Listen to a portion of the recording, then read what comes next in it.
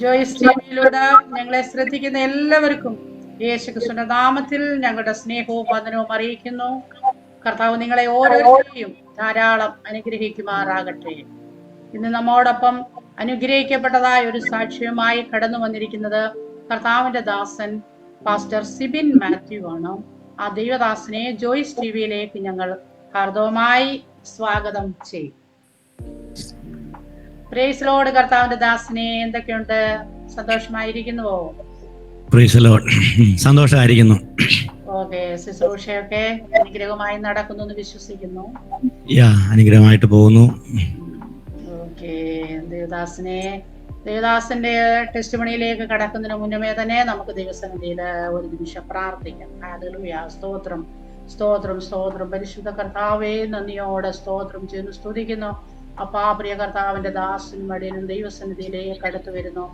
അപ്പാ, ഹല്ലേലൂയ. നമ്മുടെ ദാസനെ കർത്താവ് നടത്തിയ വിധങ്ങളും വഴികളും, ഹല്ലേലൂയ, നടത്തിക്കൊണ്ടിരിക്കുന്ന എല്ലാ വിധങ്ങളും കർത്താവേ ഈ പകൽക്കാലം മറ്റുള്ളവരുടെ ആത്മീക ജീവിതത്തിന്റെ അനുഗ്രഹത്തിന് വേണ്ടി ഷെയർ ചെയ്യുവാനും പരിശുദ്ധാത്മാവ് സഹായിച്ചാട്ട്. ഹല്ലേലൂയ. കേൾക്കുന്ന ജനത്തിന്റെ ജീവിതത്തിൽ അത് അനുഗ്രഹവും വിടുതലുമായി തീരുവാൻ സഹായിച്ചാട്ട്. യേശുക്രിസ്തുവിന്റെ നാമത്തിൽ തന്നെ ആമേൻ. ഹല്ലേലൂയ. സ്തോത്രം. ദൈവത്തിന്റെ ദാസനെ എവിടെ നിന്നാണ് നമ്മോടൊപ്പം ജോയിൻ ചെയ്തിരിക്കുന്നത്? ഞാനിപ്പോൾ ജോയിൻ ചെയ്തിരിക്കുന്നത് എറണാകുളം ജില്ലയിലെ നോർത്ത് പറവൂരിനടുത്ത് പുത്തൻവേലിക്കര എന്ന് പറയുന്ന ഒരു കൊച്ചു ഗ്രാമമുണ്ട്. ഇവിടെ നിന്നാണ് ഞാൻ ജോയിൻ ചെയ്തിരിക്കുന്നത്. ഓക്കെ. കർത്താവിന്റെ ദാസൻ കുടുംബമായിട്ടാണല്ലോ അവിടെ ആയിരിക്കുന്നത്?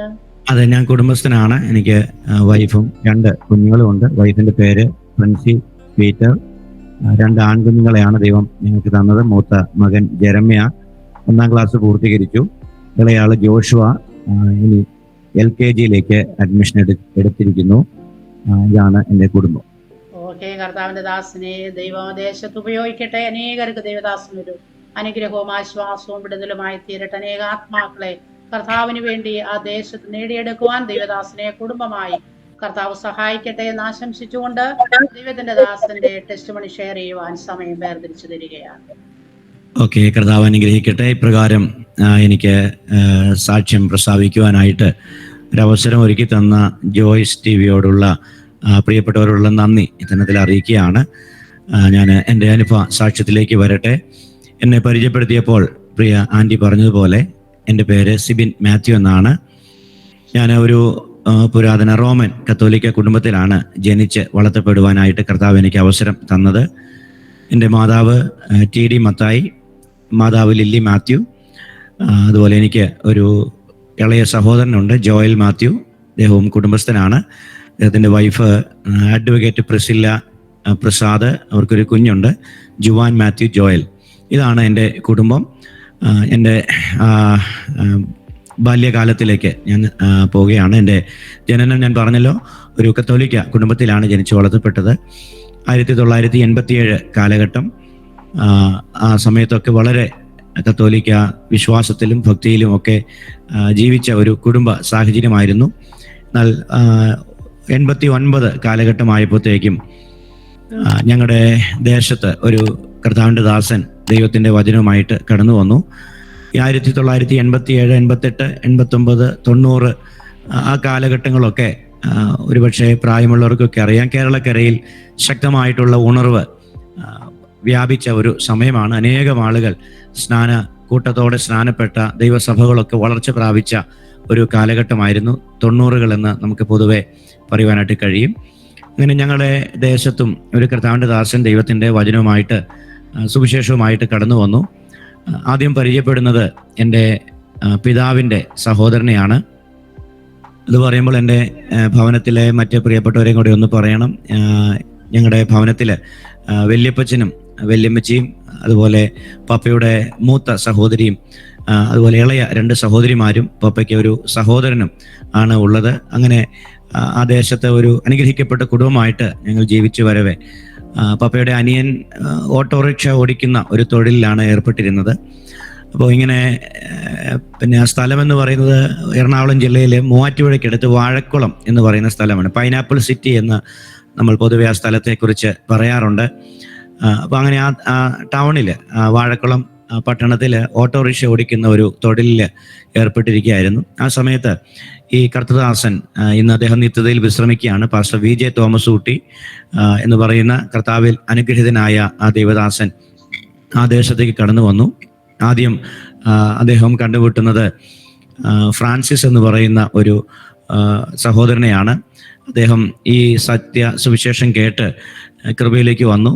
അദ്ദേഹത്തിൻ്റെ ഒരു സ്നേഹിതനായിരുന്നു എൻ്റെ പിതാവിൻ്റെ സഹോദരൻ. അങ്ങനെ അവർ ഒരുമിച്ച് ജോലി ചെയ്യുന്നു എന്നുള്ള ആ ഒരു പശ്ചാത്തലത്തിൽ രണ്ടുപേരും ഈ കാര്യങ്ങളൊക്കെ ചർച്ച ചെയ്യുകയും അങ്ങനെ വചനത്തെക്കുറിച്ച് ആഴമായിട്ടുള്ള ഒരു പഠനവും അങ്ങനെയുള്ള അനുഭവങ്ങളൊക്കെ അവർക്ക് ലഭിക്കുവാനിടയായി തീർന്നു. പിന്നീട് അവർ അധികമായിട്ട് ചിന്തിക്കാൻ തുടങ്ങി. അങ്ങനെ ഓരോ ദിവസങ്ങളിലും ഈ കാര്യങ്ങളെക്കുറിച്ച് ആഴമായിട്ട് അവർ പഠിക്കുകയും ധ്യാനിക്കുകയും ചിന്തിക്കുകയും ഒക്കെ ചെയ്തു. അതുകൊണ്ട് അതിൻ്റെ ഫലമായിട്ട് പരിശുദ്ധാത്മാവ് അവരുടെ ഹൃദയങ്ങളെ പതുക്കെ തുറക്കാൻ തുടങ്ങി. എന്നാൽ ഞങ്ങളുടെ കുടുംബമായിട്ട് ഇത് കണക്ട് ചെയ്യാൻ കാരണം, പപ്പയുടെ സഹോദരൻ രാത്രിയിൽ ജോലിയൊക്കെ കഴിഞ്ഞ് ഭവനത്തിൽ വരുമ്പോൾ അന്ന് പകലിൽ ഇവർ ഡിസ്കസ് ചെയ്ത കാര്യങ്ങൾ, കേട്ട വചനങ്ങൾ, അപ്പം അങ്ങനെയാണോ അതോ ഇങ്ങനെയാണോ എന്നൊക്കെയുള്ളൊരു കാര്യം വചനത്തിൽ കൂടെയൊക്കെ ഒന്ന് പരിശോധിക്കുക. വീട്ടിൽ വന്ന് ഈ കാര്യങ്ങളൊക്കെ ചർച്ച ചെയ്യുവാനിടയായത്. അപ്പം എൻ്റെ മമ്മി ഈ കാര്യങ്ങളൊക്കെ കേൾക്കാൻ വളരെ ഉത്സാഹമുണ്ടായിരുന്നു. അതുപോലെ പപ്പയുടെ സഹോദരിമാർ, അവർക്കൊക്കെ ഒത്തിരി താല്പര്യം തോന്നി. അപ്പം അങ്ങനെ ഈ വക കാര്യങ്ങളൊക്കെ കേൾക്കാൻ കഴിഞ്ഞപ്പോൾ അതിലേക്ക് കൂടുതലൊരു താല്പര്യം വന്നു, അധികമായിട്ട് കേൾക്കണമെന്ന് തോന്നി. അപ്പം അങ്ങനെ ഇരിക്കുമ്പോൾ ഒരു ദിവസം ഈ പാസ്റ്റർ പറഞ്ഞു, എനിക്ക് വീട്ടിൽ ഒന്ന് വരണം, എല്ലാവരെയൊക്കെ ഒന്ന് കാണാമല്ലോ എന്ന് പറയാനിടയായി. അങ്ങനെ ആ കാലഘട്ടത്തിൽ ഞങ്ങളുടെ ഭവനത്തിലേക്ക് അദ്ദേഹം വന്നു. ആദ്യമൊക്കെ വലിയ എതിർപ്പോ കാര്യങ്ങളൊക്കെ വലിയ ശ്രദ്ധിക്കാതെ, മൈൻഡ് ചെയ്യാതെ ഒക്കെ ഇരുന്നു. എന്നാൽ വളരെ സന്തോഷത്തോടു കൂടെ അദ്ദേഹം ഞങ്ങളെ കരുതുകയും സ്നേഹിക്കുകയും കാര്യങ്ങളും വിശേഷങ്ങളും ഒക്കെ ചോദിച്ചറിയുകയൊക്കെ ചെയ്തതിൻ്റെ ഫലമായിട്ട് ഞങ്ങൾക്കും പതുക്കെ അദ്ദേഹത്തോട് താല്പര്യം തോന്നി. അങ്ങനെ ക്രമേണ അദ്ദേഹം ദൈവത്തിൻ്റെ വചനം പറഞ്ഞ് ഇങ്ങനെ ഞങ്ങളെ സത്യം ഗ്രഹിപ്പിക്കാനായിട്ട് തുടങ്ങി. അങ്ങനെ ഗ്രാജുവലി സത്യങ്ങളൊക്കെ പതുക്കെ മനസ്സിലാക്കാൻ തുടങ്ങി. അതിനുശേഷം അദ്ദേഹം ഇങ്ങനെ പറഞ്ഞു, നമുക്ക് ഒരു 3 ദിവസത്തെ പ്രാർത്ഥന ഭവനത്തിൽ ക്രമീകരിച്ചാലോ എന്നിങ്ങനെ ഒരു അഭിപ്രായം പറഞ്ഞു. അപ്പോൾ മനസ്സോടെ ആണെങ്കിലും ഞങ്ങളുടെ പേരൻസ്, അതുപോലെ വല്യപ്പച്ചൻ വല്യമ്മച്ചി, അപ്പോൾ അവരെല്ലാവരും കൂടെ തീരുമാനിച്ചു, എന്നാൽ എന്തെങ്കിലും ആവട്ടെ, വചനമൊക്കെ കർത്താവിനോടുള്ള ബന്ധത്തിലുള്ള പ്രാർത്ഥനയാണല്ലോ, നമുക്ക് ക്രമീകരിക്കാമെന്ന് പറഞ്ഞ് അതിന് സമ്മതിച്ചു. ഒരു വ്യാഴം, വെള്ളി, ശനി ദിവസങ്ങളിലാണെന്നാണ് എൻ്റെ ഓർമ്മ. അങ്ങനെ 3 ദിവസങ്ങൾ ഒരു അന്ന് ഉപവാസ പ്രാർത്ഥന എന്താണെന്നോ മറ്റ് മീറ്റിങ്ങുകളെ കുറിച്ചോ ഒന്നും അറിയത്തില്ല. പാസ്റ്റർ പറഞ്ഞതനുസരിച്ച് 3 ദിവസത്തെ ഒരു പ്രാർത്ഥന ഭവനത്തിൽ ക്രമീകരിക്കാനായിട്ട് അനുവാദം കൊടുത്തു. അപ്പം ഞങ്ങളുടെ ഭവനം എന്ന് പറയുന്നത് കാത്തലിക് വിശ്വാസത്തിലുള്ള ഭവനമാണ്. അപ്പം നമുക്കറിയാം ഒത്തിരി വിഗ്രഹങ്ങൾ, രൂപങ്ങൾ, ഫോട്ടോകൾ, അതുപോലെയുള്ള വിശ്വാസത്തിൻ്റെ ഭാഗമായിട്ടുള്ള ഒത്തിരി കാര്യങ്ങൾ ഞങ്ങളുടെ ഭവനത്തിൻ്റെ ചുമരിലുണ്ട്. അപ്പം ആരോ ഇങ്ങനെ ഒരാൾ പറഞ്ഞു, ഇവർ രൂപങ്ങളും വിഗ്രഹങ്ങളും ഒക്കെ ഉപയോഗിക്കാത്ത ആൾക്കാരാണ്, അപ്പം അതിൻ്റെ മുമ്പിൽ ഒന്നിരുന്ന് പ്രാർത്ഥിക്കുന്നവരല്ല. നമുക്കൊരു കാര്യം ചെയ്യാം, ഇത് ഒക്കെ ഒന്ന് എടുത്ത് മാറ്റിയിട്ട് പ്രാർത്ഥന കഴിയുമ്പോൾ നമുക്ക് വീണ്ടും ഇത് ഭിത്തിയിൽ കയറ്റി വയ്ക്കാമെന്ന് പറയാനിടയായി. അപ്പോൾ അങ്ങനെ ആ ഒരു ചിന്ത വന്നു. അപ്പോൾ ഏതായാലും വിഗ്രഹങ്ങളും രൂപങ്ങളും രൂപക്കൂടുകളും അപ്പോൾ അങ്ങനെയൊക്കെയുള്ള ഒത്തിരി കാര്യങ്ങളുണ്ടായിരുന്നു. അതെല്ലാം എടുത്ത് ഒരു വലിയ കവറിനകത്താക്കി ഞങ്ങൾ താഴെ മാറ്റി വെച്ചു. അപ്പം അങ്ങനെ പ്രാർത്ഥനയുടെ ദിവസമായി.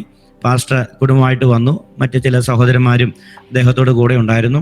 അങ്ങനെ ഞങ്ങളെ ഭവനം, അതുപോലെ പിതാവിൻ്റെ ജ്യേഷ്ഠൻ്റെ ഭവനം, അവരും ഒരു വലിയ ഫാമിലിയാണ്, അംഗങ്ങൾ കൂടുതലുള്ള കുടുംബമാണ്. അപ്പോൾ അവരും ഞങ്ങളോട് ഒരുമിച്ച് പ്രാർത്ഥനയ്ക്ക് കടന്നു വന്നു.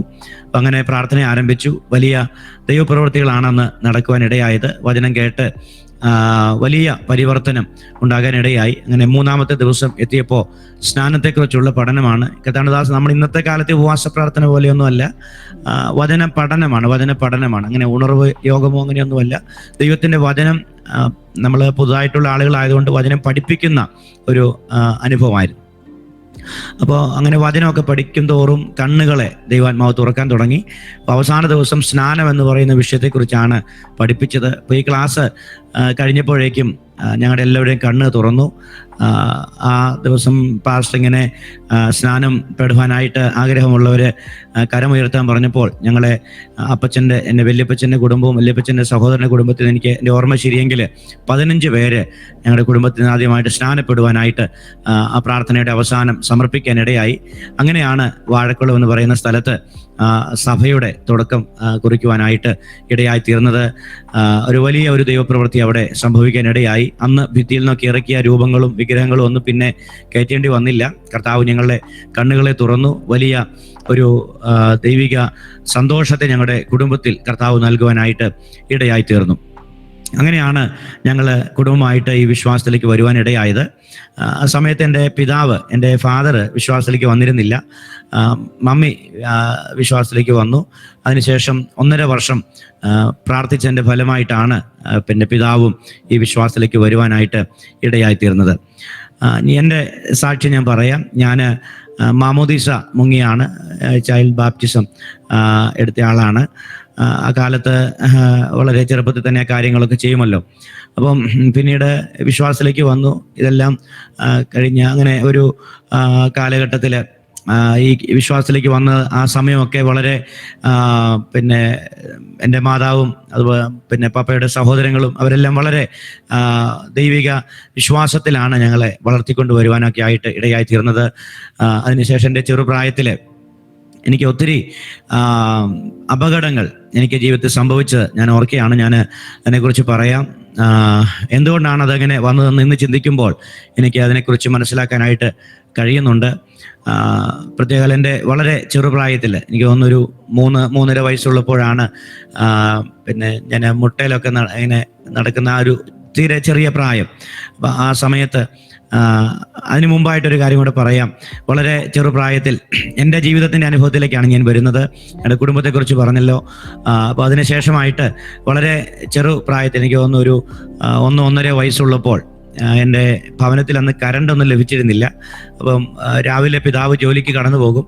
അപ്പം മാതാവ് രാവിലെ എഴുന്നേറ്റ് ചായയൊക്കെ പിതാവിന് നൽകുന്ന ഒരു പതിവുണ്ടായിരുന്നു. അപ്പം അങ്ങനെ അത് രാവിലെ 5 മണിയായപ്പോൾ ഉണർന്നു.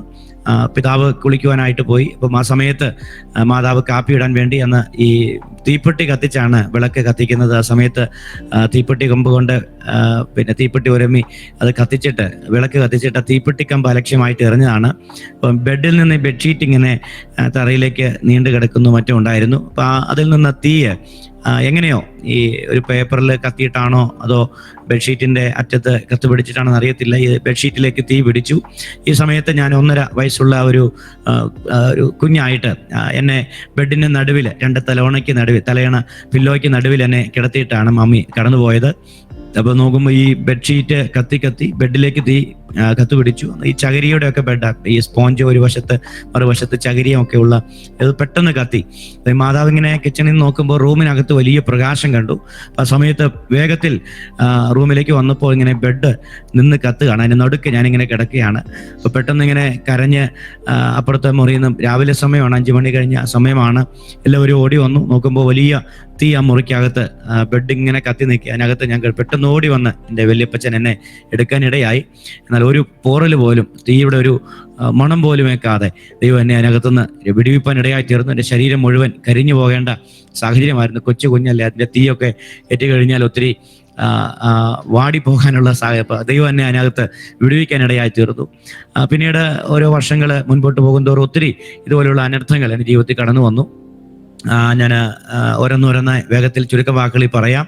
ഞാൻ മുമ്പേ പറഞ്ഞ പോലെ 3.5 വയസ്സുള്ളപ്പോൾ അന്ന് കറണ്ടൊക്കെ ലഭിച്ചു. ആ സമയത്ത് വളരെ ഈ കുഞ്ഞുങ്ങളൊക്കെ കുരുത്തക്കേട് കാണിക്കുമല്ലോ. അപ്പോൾ അങ്ങനെ ഞാൻ എൻ്റെ കൈ കെട്ടിയ ഒരു പച്ച ഈർക്കിളി കമ്പോ മറ്റോ എടുത്ത് ഈ കറണ്ടിൻ്റെ സ്വിച്ച് ബോർഡിനകത്ത് എൻ്റെ പ്ലഗിനകത്ത് കൊണ്ട് സോക്കറ്റിനകത്ത് കൊണ്ട് കുത്തി ഞാൻ കറണ്ട് അടിച്ച് നിലത്തേക്ക് മറിഞ്ഞു വീണു. എൻ്റെ ബോധമെല്ലാം പോയി.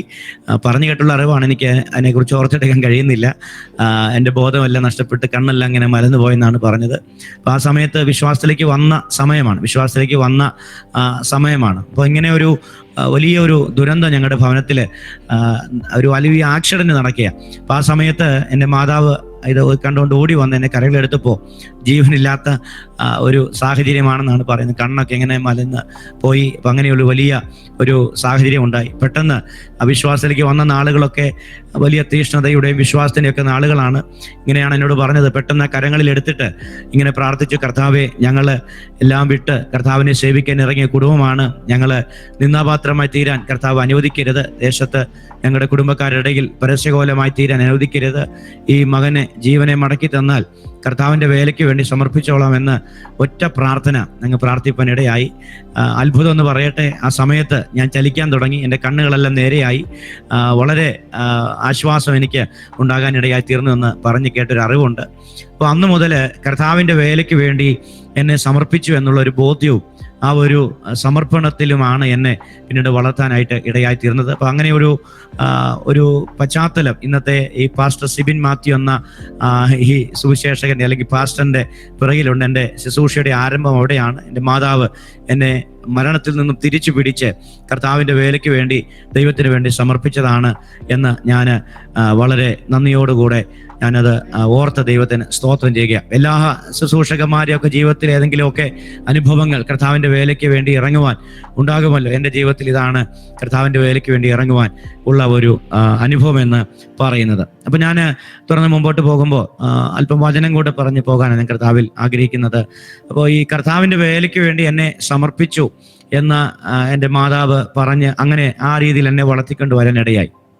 പക്ഷെങ്കിൽ അന്ന് മുതൽ പിന്നീട് എൻ്റെ ജീവിതത്തിൽ ഒരു സന്തോഷകരമായ അനുഭവമായിരുന്നില്ല.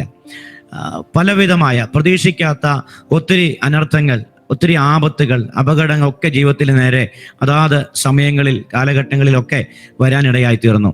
അപ്പോൾ എന്തുകൊണ്ടാണെന്ന് ചോദിച്ചു കഴിഞ്ഞാൽ പിന്നെ ഇന്നെനിക്ക് പറയാൻ കഴിയും, ദൈവം ഒരുവനെ തൻ്റെ മഹത്വമുള്ള വേലയ്ക്ക് വേണ്ടി കണ്ടിട്ടുണ്ടെങ്കിൽ എങ്ങനെയും അതിനെ ഇല്ലാതാക്കുവാൻ എന്നുള്ളത് പിശാചിൻ്റെ ഒരു പദ്ധതിയാണ്. ഞാൻ എപ്പോഴും ധ്യാനിക്കുകയും ചിന്തിക്കുന്ന ഒരു വാക്യമാണ്, അല്ലെങ്കിൽ ഒരു വചനഭാഗമാണ് മോശയുടെ ജീവിതാനുഭവം. പുറപ്പാട് പുസ്തകം 3-ാം അധ്യായത്തിലുണ്ട്.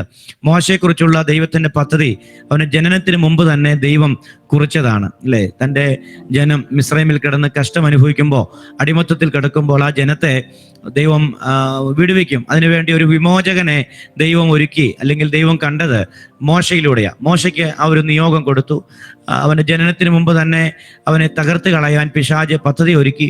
പക്ഷെങ്കിൽ ദൈവം അത്ഭുതകരമായിട്ട് ആ ദിവ്യ ശിശുവിനെ, കണ്ടാൽ ആരും മോഹിച്ചു പോകുന്ന കോമളത്വമുള്ള ആ മോശക്കുഞ്ഞിനെ ദൈവം സൂക്ഷിക്കാനായിട്ട് ഇടയായി തീർന്നു. കൂടെ ജനിച്ച പലരും നൈൽ നദിയിൽ ശവമായി തീർന്നപ്പോൾ, ജീവൻ നഷ്ടപ്പെടുത്തി കളഞ്ഞപ്പോൾ ദൈവത്തിൻ്റെ പദ്ധതിയിലുള്ള മോശയെ ദൈവം മരണത്തിന് ഏൽപ്പിച്ചില്ല. അവനെ ദൈവം സൂക്ഷിക്കാനിടയായി. ഞാൻ പറഞ്ഞു വന്ന ദൂത് ഇതാണ്. എൻ്റെ ജീവിതവുമായി ബന്ധപ്പെടുത്തി പറയാം. ദൈവത്തിൻ്റെ വേലയ്ക്ക് വേണ്ടി, ദൈവത്തിൻ്റെ ശുശ്രൂഷയ്ക്ക് വേണ്ടി സമർപ്പിച്ചു കഴിഞ്ഞപ്പോൾ പിശാചിന് അത് ഒരിക്കലും ഇഷ്ടപ്പെട്ടില്ല. എങ്ങനെയും എന്നെ തകർത്ത് കളയാൻ പിശാചി പദ്ധതി ഒരുക്കി. അതിനുവേണ്ടി ഓരോ അനർത്ഥങ്ങൾ എന്നെ നേരെ തൊടുത്തുവിടാൻ ഇടയായി തീർന്നു.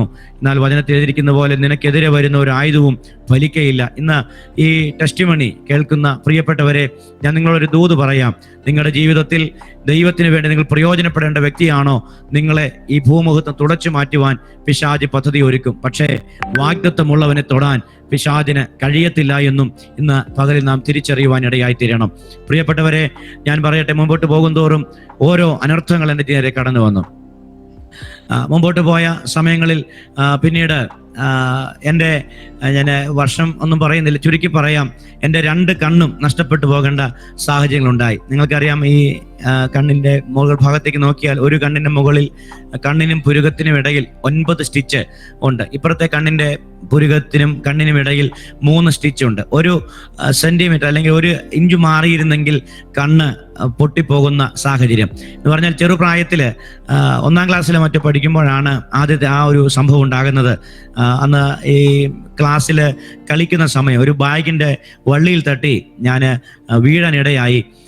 ആ സമയത്ത് എൻ്റെ മുഖം ചെന്ന് ഈ ഭാഗം ചെന്ന് ഇടിച്ചത് ഒരു ബെഞ്ചിൻ്റെ കൂർത്ത മുനയിലാണ്. ആ ഒരു വരിപ്പിൽ ചെന്ന് ഇടിച്ച് വലിയ മുറിവ് ഇവിടെ ഉണ്ടാകാനിടയായി. ആ സമയത്ത് 9 സ്റ്റിച്ചാണ് എൻ്റെ കണ്ണിൽ അന്ന് ഡോക്ടേഴ്സ് ഇടാനിടയായി തീർന്നത്. അല്പം മാറിയിരുന്നെങ്കിൽ ആ ഇടിയുടെ ആഘാതത്താൽ എൻ്റെ കണ്ണ് പൊട്ടിപ്പോകേണ്ട സാഹചര്യം, അന്ധനായി തീരേണ്ട സാഹചര്യം. മറ്റൊരു സമയത്ത് അല്പം കൂടെ മുതിർന്നു കഴിഞ്ഞപ്പോഴാണെന്ന് തോന്നുന്നു, ഈ ഡോറിൻ്റെ പടിയിൽ തട്ടി വീണതാണ്. ആ സമയത്തും ഇതുപോലെ കിച്ചണിൻ്റെ സ്ലാബിലേക്ക് ഞാൻ തെറിച്ച് വീണ് തട്ടി വീണിട്ട് വന്നിട്ട് എൻ്റെ കണ്ണിന്, ഈ കണ്ണിനാന്ന് തോന്നുന്നു, വലത്തെ കണ്ണിനാന്ന് തോന്നുന്നു, അവിടെയും ഞാൻ പറഞ്ഞതുപോലെ മുറിവ് സംഭവിച്ചു. അന്ന് 3 സ്റ്റിച്ച്, രണ്ടും ഏകദേശം കൃത്യ സ്ഥലത്താണ്. അല്പം മാറിയിരുന്നെങ്കിൽ കണ്ണ് പൊട്ടിപ്പോകേണ്ട സാഹചര്യം, 2 കണ്ണും നഷ്ടപ്പെടേണ്ട സാഹചര്യം. പക്ഷെ കർത്താവ് എന്നെ വിടുവിപ്പാനിടയായിത്തീർന്നു. ഇന്ന് ഒരു പ്രയാസവുമില്ല. ഞാൻ കണ്ണട വെച്ചിരിക്കുന്ന കണ്ണിന് പ്രശ്നം ഉണ്ടായിട്ടല്ല. ഞാൻ ഓൺലൈൻ മിനിസ്റ്ററി ചെയ്യുന്ന ഒരാളാകയാൽ കൂടുതൽ സമയമൊക്കെ മൊബൈലിലും ലാപ്ടോപ്പിലും ഒക്കെ ചെലവഴിക്കുന്നതുകൊണ്ട് ആൻറ്റി ക്ലെയർ കണ്ണിനൊരു പ്രൊട്ടക്ഷന് വേണ്ടി വെച്ചെന്നേ ഉള്ളൂ. കണ്ണിന് യാതൊരു കുഴപ്പമില്ല. കർത്താവ് വിടുവിക്കാനായിട്ട് ഇടയായിത്തീർന്നു. അതുപോലെ ബാല്യപ്രായം ഞാൻ പറഞ്ഞല്ലോ, ഒത്തിരി അനർത്ഥങ്ങൾ നിറഞ്ഞ കാര്യം. ഞാൻ ഒരിക്കൽ പ്രഭാതത്തിൽ ഇങ്ങനെ പേരയ്ക്ക പറിക്കാൻ വേണ്ടി മരത്തെ കയറിയത്. ആ സമയത്ത് മഞ്ഞ് വീണ് ഈ പേരമരം നനഞ്ഞു കിടന്നുകൊണ്ട് ഞാൻ അറിയാതെ അത് പിടുത്തം വിട്ടുപോയി, താഴേക്ക് വന്നു. എൻ്റെ കാല് തൊടഭാഗം വന്ന് തുളഞ്ഞു കയറി തല ചെന്ന് നിലത്തടിച്ച് ഞാൻ ഈ ലോകത്തിൽ നിന്ന് മാറ്റപ്പെട്ടു പോകേണ്ടതാണ്. കാല് തുളഞ്ഞു കയറി. തലേദിവസം എൻ്റെ പിതാവോ മറ്റോ ഇങ്ങനെ കമ്പ് വെട്ടി നിർത്തിയിരുന്നു. അപ്പോൾ ആ കൂർത്ത മുനയുള്ള കമ്പിലേക്ക് വന്നതിന് തുളഞ്ഞു കയറി അകത്തും പുറത്തുമായിട്ട് 6 സ്റ്റിച്ച് ഇടേണ്ടി വന്നു.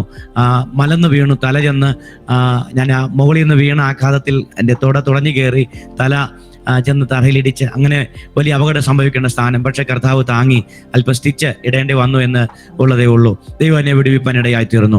അവൻ പിന്നീട് സംഭവിക്കുന്ന, എനിക്ക് 6 വയസ്സുള്ളപ്പോഴാണ് വാഴക്കുളം, ഞാൻ മുമ്പേ പറഞ്ഞ ഈ സഭയോടുള്ള ബന്ധത്തിൽ ശക്തമായൊരു ദൈവപ്രവൃത്തി നടന്നു. ഞാൻ പറഞ്ഞു, ഒന്നാമത്തെ ആ ഒരു സ്നാനം നടന്ന് ഞങ്ങളുടെ കുടുംബത്തോടുള്ള ബന്ധത്തിലാണ്. അതിനുശേഷം സഭ ശക്തമായിട്ട് വളരാൻ തുടങ്ങി. 150-ൽ അധികം വിശ്വാസികൾ ആ ദേശത്ത് ദൈവം അവിടെ നിന്ന് എഴുന്നേൽപ്പിച്ചു. അനുഗ്രഹിക്കപ്പെട്ട ആലയവും പാഴ്സനേജും ഒക്കെ തന്നു. ഞങ്ങളെ കൃപയിലേക്ക് നടത്തിയ കർത്താവിന്റെ ദാസൻ അവിടെ നിന്ന് മാറിപ്പോയി. ശേഷം പാസ്റ്റർ ബാബു ജോർജ് പത്തനാപുരം, അനുഗ്രഹിക്കപ്പെട്ട എഴുത്തുകാരൻ, പ്രഭാഷകൻ, ബൈബിൾ കോളേജിലെ അധ്യാപകനൊക്കെ ആയിട്ടുള്ള കർത്താവിന്റെ ദാസൻ, ഇന്ന് അദ്ദേഹത്തോട് ചേർന്നാണ് ഞങ്ങളും ആയിരിക്കുന്നത്. ഞങ്ങൾ ഒരു സെക്ഷനിലാണ് പ്രവർത്തിക്കുന്നത്. ഞാൻ പ്രവർത്തിക്കുന്ന സ്ഥലത്ത് മറ്റൊരു സ്ഥലത്ത് അദ്ദേഹം ശുശ്രൂഷിക്കുന്നുണ്ട്. ഞാൻ പറഞ്ഞത്, അദ്ദേഹം ആ സഭയിൽ ശുശ്രൂഷിക്കുന്ന കാലഘട്ടം 1993, അന്ന് 150-ലധികം ആളുകൾ സഭയിലുണ്ട്. അപ്പം ആ സഭയ്ക്കുള്ളിൽ ഒരു വ്യക്തി, ജോൺസൺ എന്ന പേരുള്ള ഒരു വ്യക്തി, അദ്ദേഹം ഇങ്ങനെ പറയാനിടയായി, എനിക്ക് ഒത്തിരി ആളുകളെ കൊല്ലണം, കുപ്രസിദ്ധനാകണം. അങ്ങനെ ഒരു പൈശാചിക ചിന്ത അദ്ദേഹത്തിൽ കടന്നു വന്നു. അദ്ദേഹം ചെയ്ത കാര്യം നിങ്ങൾക്കറിയാം, ഞാൻ പറയാം. അദ്ദേഹം 2 ബോംബ് ഉണ്ടാക്കിയിട്ട് അദ്ദേഹം പ്ലാൻ ചെയ്ത കാര്യം ഇതാണ്. ഏറ്റവും കൂടുതൽ ആളുകൾ പ്രാർത്ഥനയ്ക്ക്, ഒരുപക്ഷെ മിക്ക ആളുകളും സംബന്ധിക്കുന്ന ഒരു യോഗമാണ് ആണ്ടതി യോഗം എന്ന് പറഞ്ഞത്. ഡിസംബർ മാസം 31, ഡിസംബർ 31 എല്ലാവരും ചർച്ചിൽ, മിക്കവാറും എല്ലാവരും വരും. അപ്പോൾ അദ്ദേഹം ഇങ്ങനെ ഒരു പ്ലാൻ ചെയ്തു. അന്ന് എല്ലാവരും ചർച്ചിൽ വരും. അപ്പോൾ ഒരു ബോംബ് ചർച്ചിലേക്ക് എറിഞ്ഞ് എല്ലാവരെയും കൊന്നു കളയാമെന്ന് അദ്ദേഹം പദ്ധതി ഒരുക്കി. അങ്ങനെ ആ സമയമായി. ഡിസംബർ മാസം 31 പ്രാർത്ഥന ആരംഭിച്ചു. രാത്രിയിൽ വാച്ച് നൈറ്റ് സർവീസ് നടന്നുകൊണ്ടിരിക്കുകയാണ്. ഈ സമയത്ത് അദ്ദേഹം ബോംബ് കയ്യിൽ പിടിച്ചു. ഒരു ബോംബ് തൻ്റെ അരയിൽ കെട്ടി, എങ്ങാനും പാളിപ്പോയാൽ അത് കൊളുത്തി ആത്മഹത്യ ചെയ്യാൻ വേണ്ടിയിട്ടാണ് അദ്ദേഹം കരുതിയത്. മാത്രമല്ല 2 വായ്ത്തലയുള്ള വാള് തൻ്റെ കയ്യിലുണ്ടായിരുന്നു, മദ്യക്കുപ്പി ഉണ്ടായിരുന്നു, ഒരു ലെറ്റർ ഉണ്ടായിരുന്നു. അദ്ദേഹം അതിനകത്ത് എഴുതിയത്, എന്നിൽ വ്യാപരിക്കുന്നത് ഒരു അന്യദേവന്റെ പേര് പറഞ്ഞിട്ട് ഈ ശക്തിയാണ്, എനിക്ക് കൂടുതൽ ആളുകളെ കൊല്ലണം, അങ്ങനെ ഒരു കുപ്രസിദ്ധനാകണം, അതിനുവേണ്ടിയാണ് ഞാൻ ചെയ്യുന്ന ഒരു എഴുത്തും അവിടെ നിന്ന് കിട്ടാനിടയായി. അങ്ങനെ രാത്രി 11 മണി കഴിഞ്ഞ് 45-50 മിനിറ്റ് കഴിഞ്ഞപ്പോൾ പ്രിയ പാസ്റ്റർ ഇങ്ങനെ പറഞ്ഞു, പുതുവർഷത്തെ നാം വരവേൽക്കാൻ വേണ്ടി പോവുകയാണ്. പ്രാർത്ഥനയോടും ആരാധനയോടും കൂടെ നമുക്ക് പുതിയ വർഷത്തെ വരവേൽക്കാം എന്ന് പറഞ്ഞ് അദ്ദേഹം ജനത്തെ ഇങ്ങനെ ആഹ്വാനം ചെയ്ത് എല്ലാവരും എഴുന്നേറ്റ് നിന്ന് ആരാധിക്കാമെന്ന് പറഞ്ഞു. അങ്ങനെ 12 മണിയാകുന്ന ആ സമയം എല്ലാവരും ശക്തമായിട്ട് ആരാധിച്ചുകൊണ്ടിരിക്കുന്ന സമയത്ത് ഈ ജോൺസൺ എന്ന് പറയുന്ന ഈ വ്യക്തി ഹാളിൻ്റെ സ്റ്റെയർ കേസ് കയറി മുകളിൽ വന്നിട്ട് അദ്ദേഹത്തിൻ്റെ കയ്യിലിരുന്ന ബോംബ് ഈ ഹാളിലേക്ക് അദ്ദേഹം ഇങ്ങനെ വലിച്ചെറിഞ്ഞു. പക്ഷേ ദൈവത്തിൻ്റെ കൃപയാൽ ആ ബോംബ് ആ ഡോറിൻ്റെ മുകളിൽ തട്ടിയിട്ട് ഇദ്ദേഹത്തിൻ്റെ ദേഹത്തേക്ക് തന്നെ വീണു. ആ ബോംബ് പൊട്ടി. ഇദ്ദേഹം ഫസ്റ്റ് ഫ്ലോറിൽ നിന്ന് ഗ്രൗണ്ട് ഫ്ലോറിലേക്ക് വീണു. സംഭവിച്ചത്, ഈ ബോംബിനകത്ത് നിറച്ച് മുള്ളാണികളാണ്. ഈ ആണികളെല്ലാം കൂടെ ചിതറി അങ്ങനെ ചർച്ചിൻ്റെ ജനലുകളെല്ലാം പൊട്ടിത്തെറിച്ചു. അതുപോലെ വലിയ മുഴക്കമുണ്ടായി, പുകയുണ്ടായി, അങ്ങനെ വലിയ ഒരു ഭീകരാന്തരീക്ഷമുണ്ടായി. ആളുകളെല്ലാം വലിയ ഒരു ഭയമുള്ളൊരു സാഹചര്യം ഉടലെടുക്കാനിടയായി. ഒത്തിരി ആളുകൾ ഇങ്ങനെ ബോധം കെട്ടു വീണു. കാരണം ശക്തമായുള്ള ഒരു ശബ്ദം അതോടുകൂടെയാണ് അത് പൊട്ടുവാനിടയായത്. അങ്ങനെ ഒരു പുകയൊക്കെ ഉണ്ടായി. അപ്പൊ ഈ സമയത്ത് ഞാൻ പറഞ്ഞത്, ഈ സമയത്ത് ഇദ്ദേഹം ബോംബ് എറിഞ്ഞ ആ ഡോറിന്റെ അടുത്ത് ഒരു ഷീറ്റിൽ ഞാൻ എന്നെയും അതുപോലെ മറ്റ് 3 കുഞ്ഞുങ്ങളും ഞങ്ങളിങ്ങനെ ഒരുമിച്ച്, കുഞ്ഞുങ്ങളായതുകൊണ്ട് ഉറക്കി കിടത്തിയേക്കുക.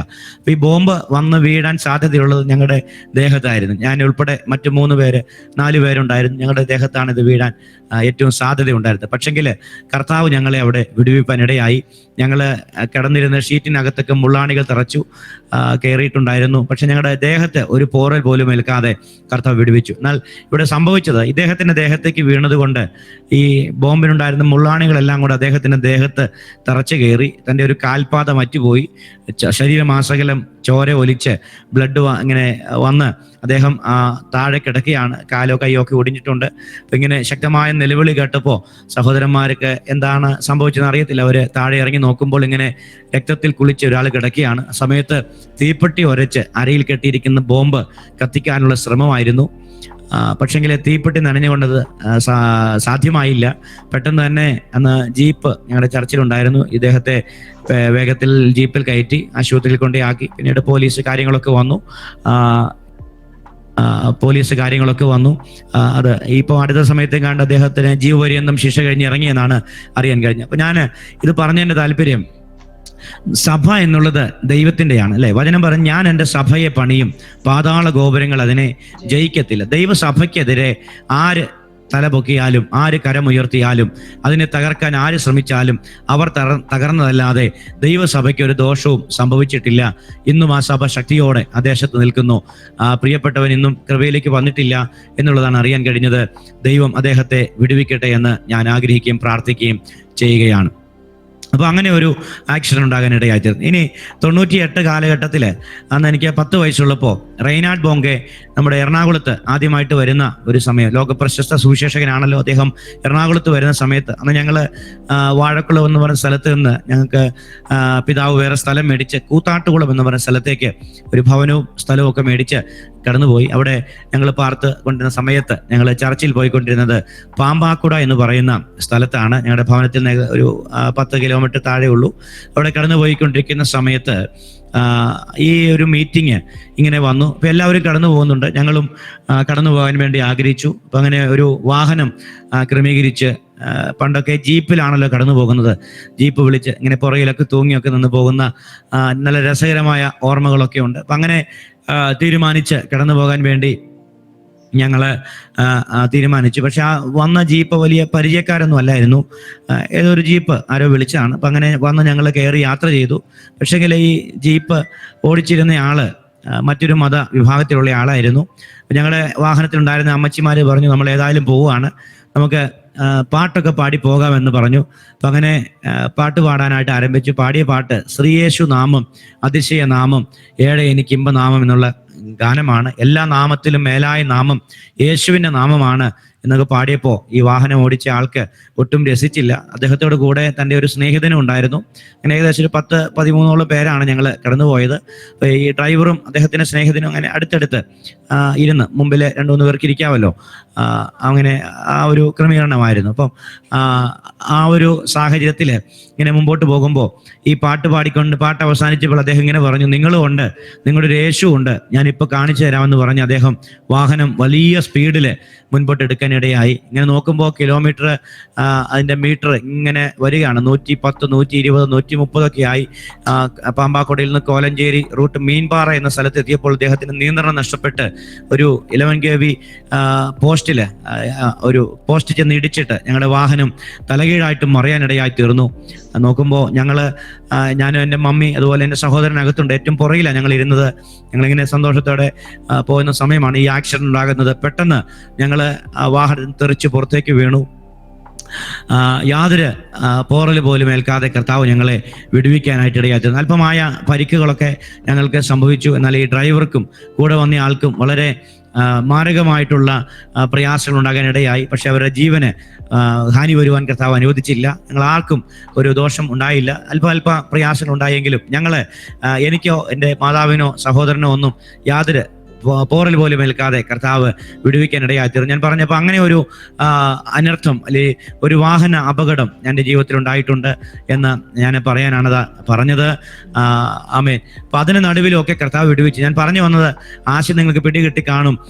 കർത്താവിന് വേണ്ടി സമർപ്പിക്കപ്പെട്ട അന്ന് മുതൽ ഒത്തിരി അപകടങ്ങളിൽ കൂടെ കടന്നു പോകേണ്ട സാഹചര്യം വന്നു. പക്ഷേ കർത്താവ് ഇതിലൊന്നും എന്നെ പരിക്കേൽപ്പിക്കുവാനോ അല്ലെങ്കിൽ അങ്ങനെ ഒരു വലിയ ബുദ്ധിമുട്ട് ഉളവാക്കാനോ കർത്താവ് ആമേൻ ഇടവരുത്തിയില്ല. കർത്താവ് പൂർണ്ണമായിട്ടും വിടുവിക്കുവാനായിട്ട് ഇടയായി തീർന്നു. ഇനിയും ഒത്തിരി അപകടങ്ങളെ കുറിച്ച് പറയാനുണ്ട്. ഞാൻ അത് തൽക്കാലം നിർത്തിയിട്ട് എൻ്റെ മറ്റനുഭവങ്ങളിലേക്ക് വരുവാൻ ഞാൻ കർത്താവിൽ ശരണപ്പെടുകയാണ്. അപ്പം കർത്താവിൻ്റെ ആ ഒരു പ്രവൃത്തി എനിക്ക് ഒരു വലിയ തിരിച്ചറിവ് തന്നു. ദൈവത്തിന് വേണ്ടി വേർതിരിയപ്പെട്ട സമർപ്പിക്കപ്പെട്ട ഒരു മകനാണ്. കർത്താവിൻ്റെ വേല ചെയ്യണം. അപ്പം അങ്ങനെ എൻ്റെ സ്കൂൾ വിദ്യാഭ്യാസ കാലഘട്ടം ആരംഭിച്ചു. അങ്ങനെ അത് പൂർത്തീകരിപ്പാൻ കർത്താവ് കൃപ ചെയ്തു. ശേഷം +2 പിന്നെ അഡ്മിഷൻ എടുത്തു. ആ സമയത്തൊക്കെ നേഴ്സിങ്ങിന് വലിയ സ്കോപ്പുള്ള സമയമാണ്. അപ്പം +2 ഞാൻ പഠിച്ച് നല്ല മാർക്കോടെയൊക്കെ പാസ്സാകുമെന്നാണ് ചിന്തിച്ചത്. എന്നാൽ കർത്താവിൻ്റെ വേലയ്ക്ക് വേണ്ടി പോകണം എന്നുള്ള ആ ചിന്ത എനിക്ക് ഉള്ളപ്പോൾ തന്നെ പെട്ടെന്ന് എൻ്റെ മനസ്സിലേക്ക് ഒരു ചിന്ത വന്നു, ജോലിയോടുകൂടെ സുവിശേഷ വേലയ്ക്ക് പോകണം. അപ്പം അതിന് വേണ്ടിയിട്ട് ഞാൻ കാര്യങ്ങൾ ക്രമീകരിച്ചു. നഴ്സിങ്ങിന് വേണ്ടിയിട്ട് പോകാനായിട്ട് ആഗ്രഹിച്ച് പലരുടെയും നിർബന്ധത്താലും പലരുടെയും പ്രേരണയാലും ഒക്കെ അങ്ങനെ ഒരു ചിന്ത വന്നു. അങ്ങനെ ഫോം മേടിച്ച് അതെല്ലാം ഫില്ല് ചെയ്ത് അയക്കാനൊക്കെ ഇടയായി തീർന്നു. പക്ഷെങ്കിൽ റിസൾട്ട് വന്നപ്പോൾ ഞാൻ പരാജയപ്പെട്ടതായിട്ടാണ് കാണാൻ കഴിഞ്ഞത്. എനിക്ക് അന്ന് നഴ്സിങ്ങിന് പോകാനായിട്ട് കഴിഞ്ഞില്ല. ദൈവം എൻ്റെ വഴിയെ അടയ്ക്കാനിടയായി തീർന്നു. പിന്നീട് ഞാനത് എഴുതിയെടുത്ത് അപ്പോൾ പിന്നീട് ചിന്ത വന്നു, കുറച്ചും കൂടെ പഠിച്ചിട്ട് കർത്താവിൻ്റെ വേലയ്ക്ക് ഇറങ്ങാം. അങ്ങനെ ഡിഗ്രി പഠനത്തിന് വേണ്ടി ഞാൻ തയ്യാറായി. അപ്പോൾ ആ സമയത്ത് ഒരു ആക്സിഡൻറ്റ് കൂടെ എനിക്കുണ്ടായി. ഞാൻ ഫുട്ബോൾ കളിക്കാൻ പോയി. എൻ്റെ കാല് എൻ്റെ പെരുവിരൽ ഒടിയാനിടയായി. അപ്പം അങ്ങനെ നടക്കാൻ വയ്യാത്ത ഒരു സാഹചര്യം, ഈ പരാജയവും അതുപോലെ ഈ ആക്സിഡൻറ്റും എല്ലാം കൂടെ ആ സമയത്ത് എനിക്കുണ്ടായി. പിന്നെ ആ സമയത്ത് പിന്നീട് പരീക്ഷയൊക്കെ മറ്റേ എഴുതിയെടുത്ത് ഞാൻ പാസ്സായി. അപ്പോൾ ചില മാസങ്ങൾക്കുള്ളിൽ തന്നെ അത് ക്രമീകരിക്കപ്പെട്ടു. അതിനുശേഷം ഡിഗ്രിയുടെ അഡ്മിഷൻ്റെ സമയത്ത് എല്ലാ കോളേജിലും അഡ്മിഷൻ തീർന്നു. എന്നാൽ ഈ കാല് വയ്യാത്തതുകൊണ്ട് എനിക്ക് പോകാൻ കഴിഞ്ഞില്ല. ഞാൻ എൻ്റെ പിതാവിനെ പറഞ്ഞു വിട്ടു. ഉഴവൂരുള്ള ബഹുമാനപ്പെട്ട മുൻ രാഷ്ട്രപതി KR നാരായണൻ്റെ നാടാണ് ഉഴവൂര്. ആ നാട്ടിലൊരു അനുഗ്രഹിക്കപ്പെട്ട കോളേജുണ്ട്, സെൻറ്റ് സ്റ്റീഫൻസ് കോളേജ്. അവിടെ ചെന്ന് വെറുതെ ഒന്ന് ചോദിക്കാമെന്ന് പറഞ്ഞ് എൻ്റെ പിതാവിനെ ഞാൻ പറഞ്ഞയച്ചു. അപ്പോൾ ഇംഗ്ലീഷ് ഡിപ്പാർട്ട്മെൻറ്റിൽ HOD കണ്ടു. അപ്പോൾ അദ്ദേഹം പറഞ്ഞു, ഒരു സീറ്റ് ഒഴിവുണ്ട്. ഇനി അപ്പോൾ ഇങ്ങനെ വീണ് കാലൊക്കെ വയ്യാതിരിക്കുകയാണെന്ന് പറഞ്ഞപ്പോൾ സാധാരണഗതിയിൽ ഇൻ്റർവ്യൂ ഒക്കെ എടുക്കുന്നത്, അഡ്മിഷൻ കൊടുക്കുന്നത്. പക്ഷെങ്കിൽ എന്തോ എന്നോടുള്ള ദൈവത്തിൻ്റെ കരുണയാണ്. പിതാവിനോട് പറഞ്ഞു, ഏതായാലും വരാൻ പറ, ഒരു സീറ്റ് ഒഴിവുണ്ട്, ഒരു പക്ഷെ നിങ്ങൾക്ക് വേണ്ടി ഉള്ളതാകാം എന്ന് പറഞ്ഞു. ഒരു ഡൊണേഷനും ഇല്ലാതെ അഡ്മിഷൻ ഫീ ഇല്ലാതെ എനിക്ക് ആ കോളേജിൽ അഡ്മിഷൻ ലഭിക്കാനായിട്ട് ഇടയായി തീർന്നു. ചില ആഴ്ചകളോട് കഴിഞ്ഞിട്ടാണ് ഞാൻ ക്ലാസ്സുകൾക്ക് പോകാനായിട്ട് അവസരം ഒരുങ്ങിയത്. കാലിൽ വലിയ കെട്ടും ഒക്കെ ആയിട്ടാണ് ആദ്യത്തെ എൻ്റെ കോളേജ് ഡേ ആരംഭിക്കുന്നത്. അപ്പം അങ്ങനെ കോളേജിലെ പഠനം 3 വർഷം വളരെ നല്ല രീതിയിൽ പഠിക്കാൻ ഒത്തിരി സുഹൃത്ത് ബന്ധങ്ങളെ ഒക്കെ കർത്താവ് തന്നു. ആ സമയത്ത് ചില ജോലി കാര്യങ്ങളൊക്കെ ചെയ്യുവാനും ഒത്തിരി പണം സമ്പാദിക്കാനും, അതുകൊണ്ട് പണമുള്ളത് കൊണ്ട് ഒത്തിരി സ്നേഹബന്ധങ്ങളും സുഹൃത്തുക്കളും ഒക്കെ എനിക്ക് ലഭിച്ചു. അങ്ങനെ എൻ്റെ ഡിഗ്രി കാലയളവ് ഞാൻ എല്ലാവർക്കും മുമ്പിൽ ഒരു വലിയ ഒരു ഹീറോ ആയിരുന്നു, എല്ലാവരുടെയും ഒരു കണ്ണിലുണ്ണിയായിരുന്നു. കാരണം പണമുണ്ട്, എന്തോ സഹായം വേണമെങ്കിലും ചെയ്യും. അതുപോലെ ടൂറ് അതിൻ്റെ കോർഡിനേറ്ററാക്കി പല രീതിയിലുള്ള കാര്യങ്ങൾ, ഒത്തിരി മാന്യതകൾ, ഒത്തിരി പൊസിഷൻസ്, കോളേജ് ലൈഫ് അറിയാമല്ലോ, അങ്ങനെയൊക്കെ എനിക്ക് ലഭിച്ചു. അങ്ങനെ വളരെ സന്തോഷത്തോടെ കോളേജിൻ്റെ അവസാന സമയത്തേക്ക് വന്നു.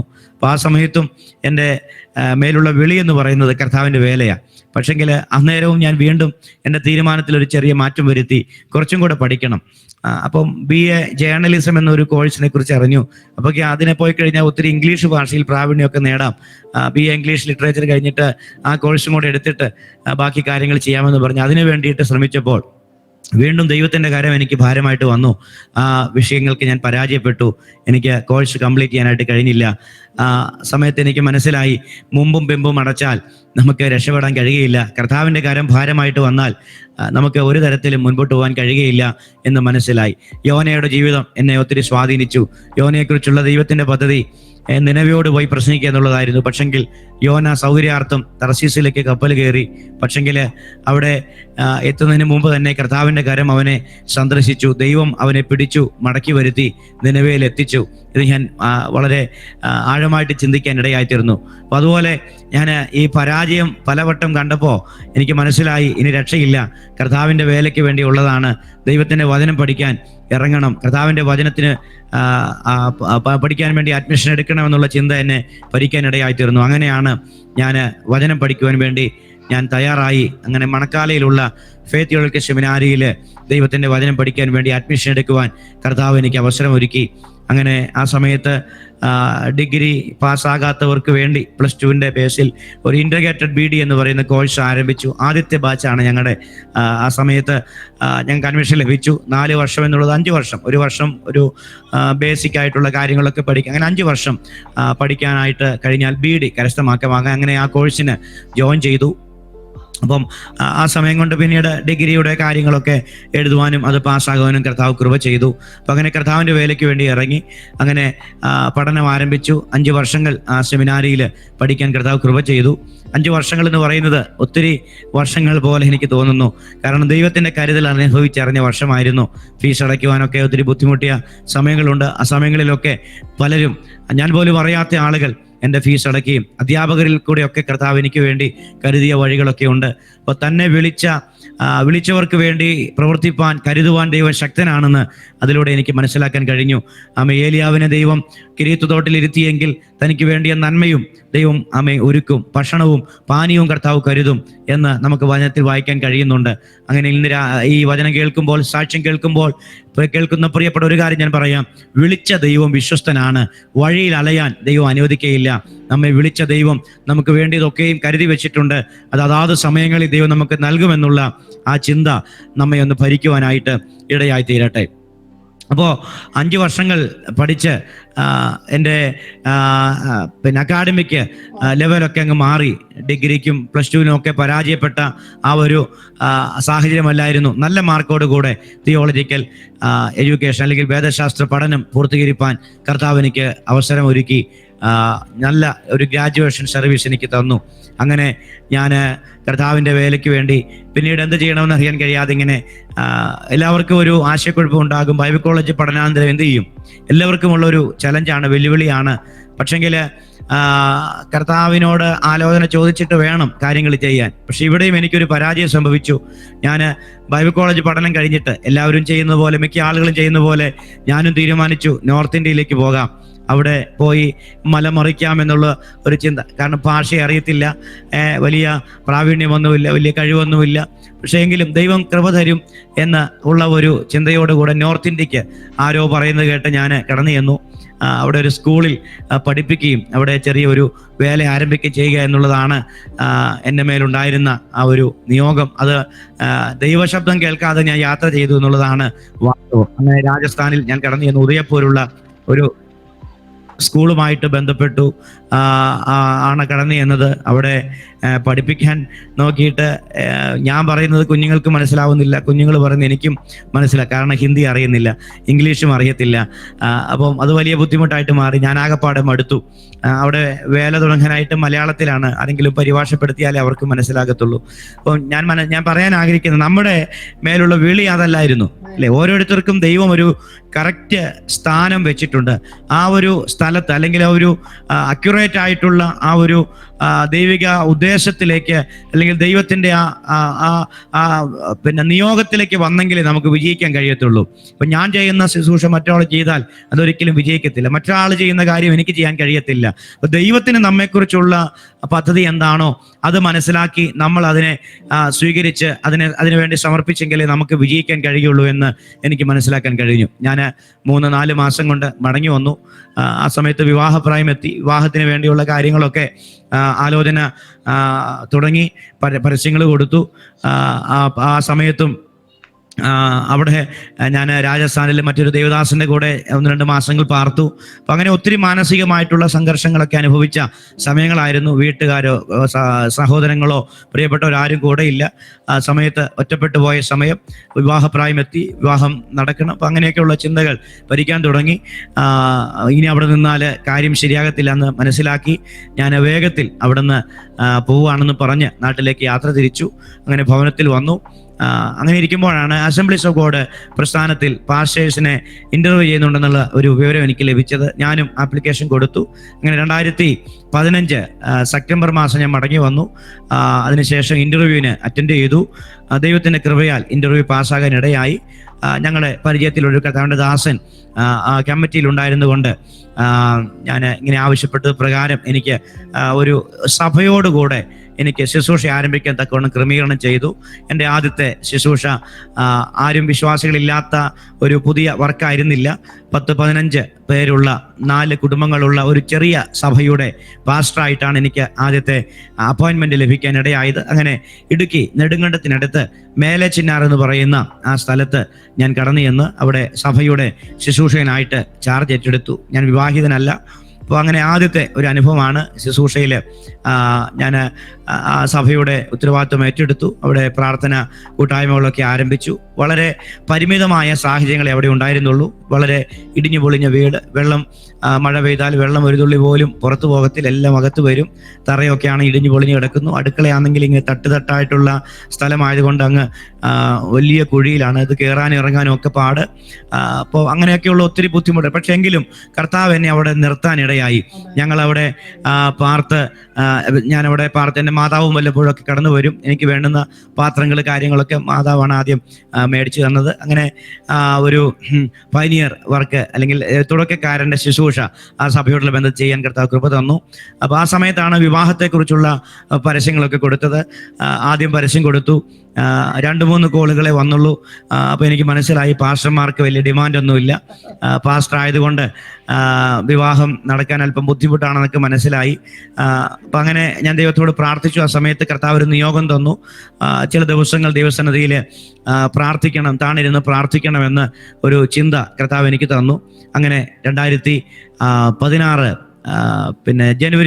ഫെബ്രുവരി മാസത്തിൽ അവസാനം മാർച്ച് ആദ്യം ആ സമയത്ത് ഞാൻ ചില സമയങ്ങൾ 7 ദിവസത്തോളം ഉപവാസത്തോടും പ്രാർത്ഥനയോടും കൂടെ ഇരിപ്പാൻ ഇടയായി തീർന്നു. വീണ്ടും ഒരു പരസ്യം കൊടുത്തു.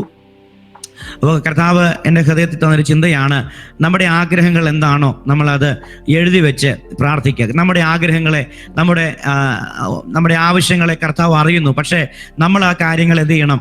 ദൈവത്തെ അറിയിക്കണം. അപ്പം നമ്മുടെ ആഗ്രഹം എന്താണോ അത് എഴുതി വെച്ച് പ്രാർത്ഥിക്കാനായിട്ട് കർത്താവ് എനിക്കൊരു ചിന്ത തന്നു. എന്നാൽ വലിയ അറിവോ പക്വതയോ കാര്യങ്ങളോ ഒന്നുമില്ല. പക്ഷെ അങ്ങനെ ഒരു ചിന്ത, ആത്മാവ് എന്നെ അങ്ങനെ ഒരു പ്രേരണ തന്നു. ഞാൻ എൻ്റെ ഭാവി ജീവിതത്തിൽ എൻ്റെ വിവാഹം കഴിക്കാൻ പോകുന്ന പെൺകുട്ടിയെക്കുറിച്ചുള്ള കാര്യങ്ങളൊക്കെ എപ്രകാരമായിരിക്കണം, എങ്ങനെയായിരിക്കണം, അപ്പം അങ്ങനെ എഴുതി വെക്കാനായിട്ടുള്ള നിയോഗം എനിക്ക് കിട്ടി. ഞാൻ വചനത്തിൽ അതിന് എടുത്ത ഒരു ഭാഗം ഇതാണ്.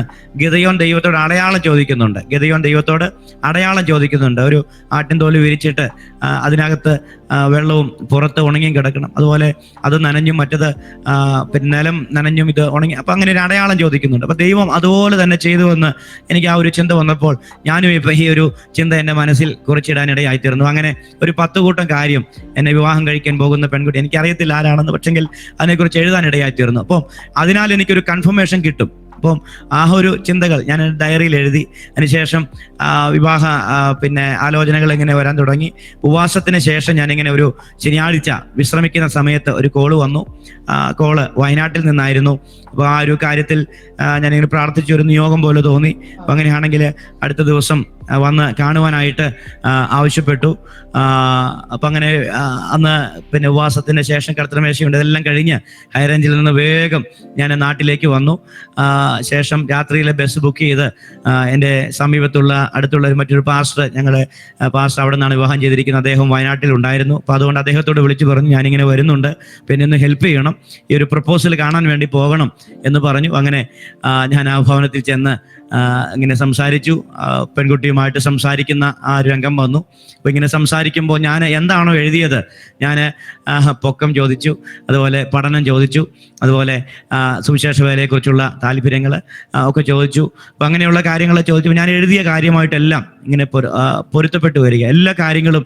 അപ്പം ഞാൻ എന്താണോ എഴുതിയത് അതെല്ലാം ഈ പെൺകുട്ടി എന്നോട് പറയാനിടയായിട്ടു. അപ്പം എനിക്ക് മനസ്സിലായി ഇത് ദൈവത്തിൻ്റെ ഹിതമാണ്. അങ്ങനെ താല്പര്യം അറിയിച്ചിട്ട് പോന്നു. അതിനുശേഷം മടങ്ങി വന്നു, അവർക്കും താല്പര്യമാണെന്ന് പറഞ്ഞു. അങ്ങനെയാണ് ഞങ്ങളുടെ വിവാഹം നടക്കുവാനായിട്ട് ഇടയായിത്തീർന്നത്. അപ്പം ദൈവത്തിൻ്റെ പദ്ധതികളെ ദൈവം അങ്ങനെ നമുക്ക് വെളിപ്പെടുത്തും. ഒരു പ്രവാചകന്റെ മുമ്പിൽ ഞാൻ മുമ്പ് പറഞ്ഞു, രാജസ്ഥാനിലായിരുന്നപ്പോൾ ഇങ്ങനെ പ്രപ്പോസൽ 2-3 വന്നു. ഒരു ആളോട് ആലോചന ചോദിച്ചു പറഞ്ഞു, ഒരു ശാന്തമായ ഒരു അനുഭവം കാണുന്നു, മറ്റൊരു പച്ചയും കാണുന്നു പറഞ്ഞു. അപ്പം നമുക്ക് തന്നെ കൺഫ്യൂഷനായി. അപ്പോൾ ശാന്തതയും പച്ചയും രണ്ട് ഏകദേശം തുല്യം. അപ്പോൾ ഏത് നമ്മൾ തിരഞ്ഞെടുക്കും? ഇതൊക്കെയാണ് നമ്മൾ അല്ലെങ്കിൽ മനുഷ്യരോട് ആലോചന ചോദിക്കുമ്പോൾ ഇങ്ങനെയൊക്കെയാണ്. അപ്പോൾ ദൈവത്തോട് നമ്മൾ ആലോചന ചോദിച്ചാൽ നിശ്ചയമായിട്ടും തെറ്റുപറ്റുകയില്ല. ദൈവം നമ്മോട് സംസാരിക്കും. അടയാളങ്ങളിലൂടെ നമ്മുടെ ജീവിതത്തിന്റെ സാഹചര്യങ്ങൾ കർത്താവ് നമ്മോട് സംസാരിക്കുവാനായിട്ട് ഇടയായിത്തീരും. അങ്ങനെ ദൈവഹിതപ്രകാരം ആ വിവാഹ ബന്ധത്തിൽ ഏർപ്പെടാൻ. പക്ഷേ അതിനകത്തും ഒത്തിരി ഞാൻ പറയാം, ദൈവഹിതമുള്ള ഒരു കാര്യത്തിലേക്ക് നമ്മൾ കാലെടുത്ത് വെക്കുമ്പോൾ അതിനകത്തും ഒത്തിരി തടസ്സങ്ങൾ ഉണ്ടാകുമെങ്കിൽ അറിഞ്ഞുകൊള്ളുക, അതിനകത്ത് അത് പിശാചിനൊട്ടും പിടിച്ചിട്ടില്ല. അപ്പം ദൈവത്തിൻ്റെ ഹിതം ഏതാണ് അതുമായിട്ട് നമുക്ക് കണക്ട് ചെയ്യുമ്പോൾ അതിന് പിറകിൽ ഒത്തിരി പോരാട്ടങ്ങൾ ഉണ്ടാകും. അപ്പം അങ്ങനെ ഈ വിവാഹത്തെക്കുറിച്ച് ധാരണയായി ഞങ്ങൾ ഭവനത്തിൽ മടങ്ങി വന്നു. ചില മാസങ്ങൾ കഴിഞ്ഞപ്പോൾ എൻ്റെ പിതാവ് വാട്ടർ ടാങ്ക് ക്ലീൻ ചെയ്യാൻ വേണ്ടി ടെറസിൻ്റെ മുകളിൽ കയറിയതാണ്. കയറിയ ലാഡർ കോണി തെന്നി അദ്ദേഹം താഴെ വീണ് അദ്ദേഹത്തിൻ്റെ വാരിയല് അത് ക്രാക്കായി, പെൽവിസ് അങ്ങനെ എന്തോ സംഭവം അത് ഈ ഒടിഞ്ഞ് വലിയ ഒരു പ്രയാസം നേരിടാൻ ഹോസ്പിറ്റലൈസ്ഡ് ആയി. അങ്ങനെ ഏകദേശം 1 മാസത്തോളം കിടക്കേണ്ട സാഹചര്യം വന്നു. വിവാഹത്തോടുള്ള ബന്ധത്തിൽ കാര്യങ്ങളൊന്നും ചെയ്യാൻ എൻ്റെ പിതാവിന് കഴിഞ്ഞില്ല. വലിയ ഒരു അനർത്ഥം, മരണകരമായ ഒരു അനുഭവം ഉണ്ടാകാനിടയായി. ഞാൻ മനസ്സിലാക്കിയത്, ഒരു ദൈവമക്കൾക്ക് ഒരു സന്തോഷം ഉളവാകുമ്പോൾ ശത്രുവിന് അത് ഒട്ടും ഇഷ്ടമുള്ള കാര്യമല്ല. അതിനകത്ത് ശത്രു എന്തെങ്കിലും ഒരു പ്രയാസം കൊണ്ടിടാനായിട്ട് ശ്രമിക്കും. പക്ഷേ ഞാൻ പറയുന്നു, കർത്താവ് നമുക്ക് ജയം തരും. വാഗ്ദത്തം ചെയ്തവൻ ദൈവമാകയാൽ ആമേൻ, ഭയം നമുക്ക് ലേശം വേണ്ട. കർത്താവ് അതിൽ നമുക്ക് ജയം തരാനിടയായിത്തീരും. അപ്പം അങ്ങനെ ഞങ്ങൾ വിവാഹത്തിൻ്റെ കാര്യങ്ങളൊക്കെ ക്രമീകരിച്ച് എൻഗേജ്മെന്റിന് വേണ്ടി പോവുകയാണ്. വയനാട്ടിലേക്ക് പോകുന്ന യാത്ര നമുക്കറിയാം, ചുരമൊക്കെ കയറി പോകണം. ഞങ്ങൾ രാത്രി 9:30 തലേരാത്രി യാത്ര തിരിച്ചു. അങ്ങനെ ഒരു കാറും വലിയൊരു ബസ്സുമായിട്ടാണ് 60-ലധികം ആളുകൾ യാത്ര ചെയ്യുന്നത്. അപ്പം അങ്ങനെ ഞാനും എൻ്റെ പേരൻസും ഒരു പാസ്റ്ററും ഒരു സ്നേഹിതനും കൂടെയാണ് കാറിൽ കടന്നു പോകുന്നത്. അങ്ങനെ ചുരമൊക്കെ കയറി മുകളിൽ എത്തിയപ്പോഴത്തേക്കും ഈ വാഹനം ഓടിച്ച് ഞങ്ങളുടെ സ്നേഹിതൻ അദ്ദേഹം ഉറങ്ങിപ്പോയി. എല്ലാവരും മയക്കത്തിലാണ്. ഞാൻ മയങ്ങിയിട്ടുണ്ടായിരുന്നില്ല. മുമ്പിലിരുന്ന പാസ്റ്ററും അല്പം മയങ്ങിയിട്ടുണ്ടായിരുന്നില്ല. നോക്കുമ്പോൾ അദ്ദേഹം ഉറങ്ങിയിട്ട് വാഹനം ട്രാക്ക് തെറ്റി അങ്ങനെ വലിയൊരു കുഴിയിലേക്ക് പോവുകയാണ്. പെട്ടെന്ന് അദ്ദേഹം സ്റ്റീറിംഗ് കയറി പിടിച്ച് അദ്ദേഹത്തെ തട്ടുവാനിടയായി തീർന്നു.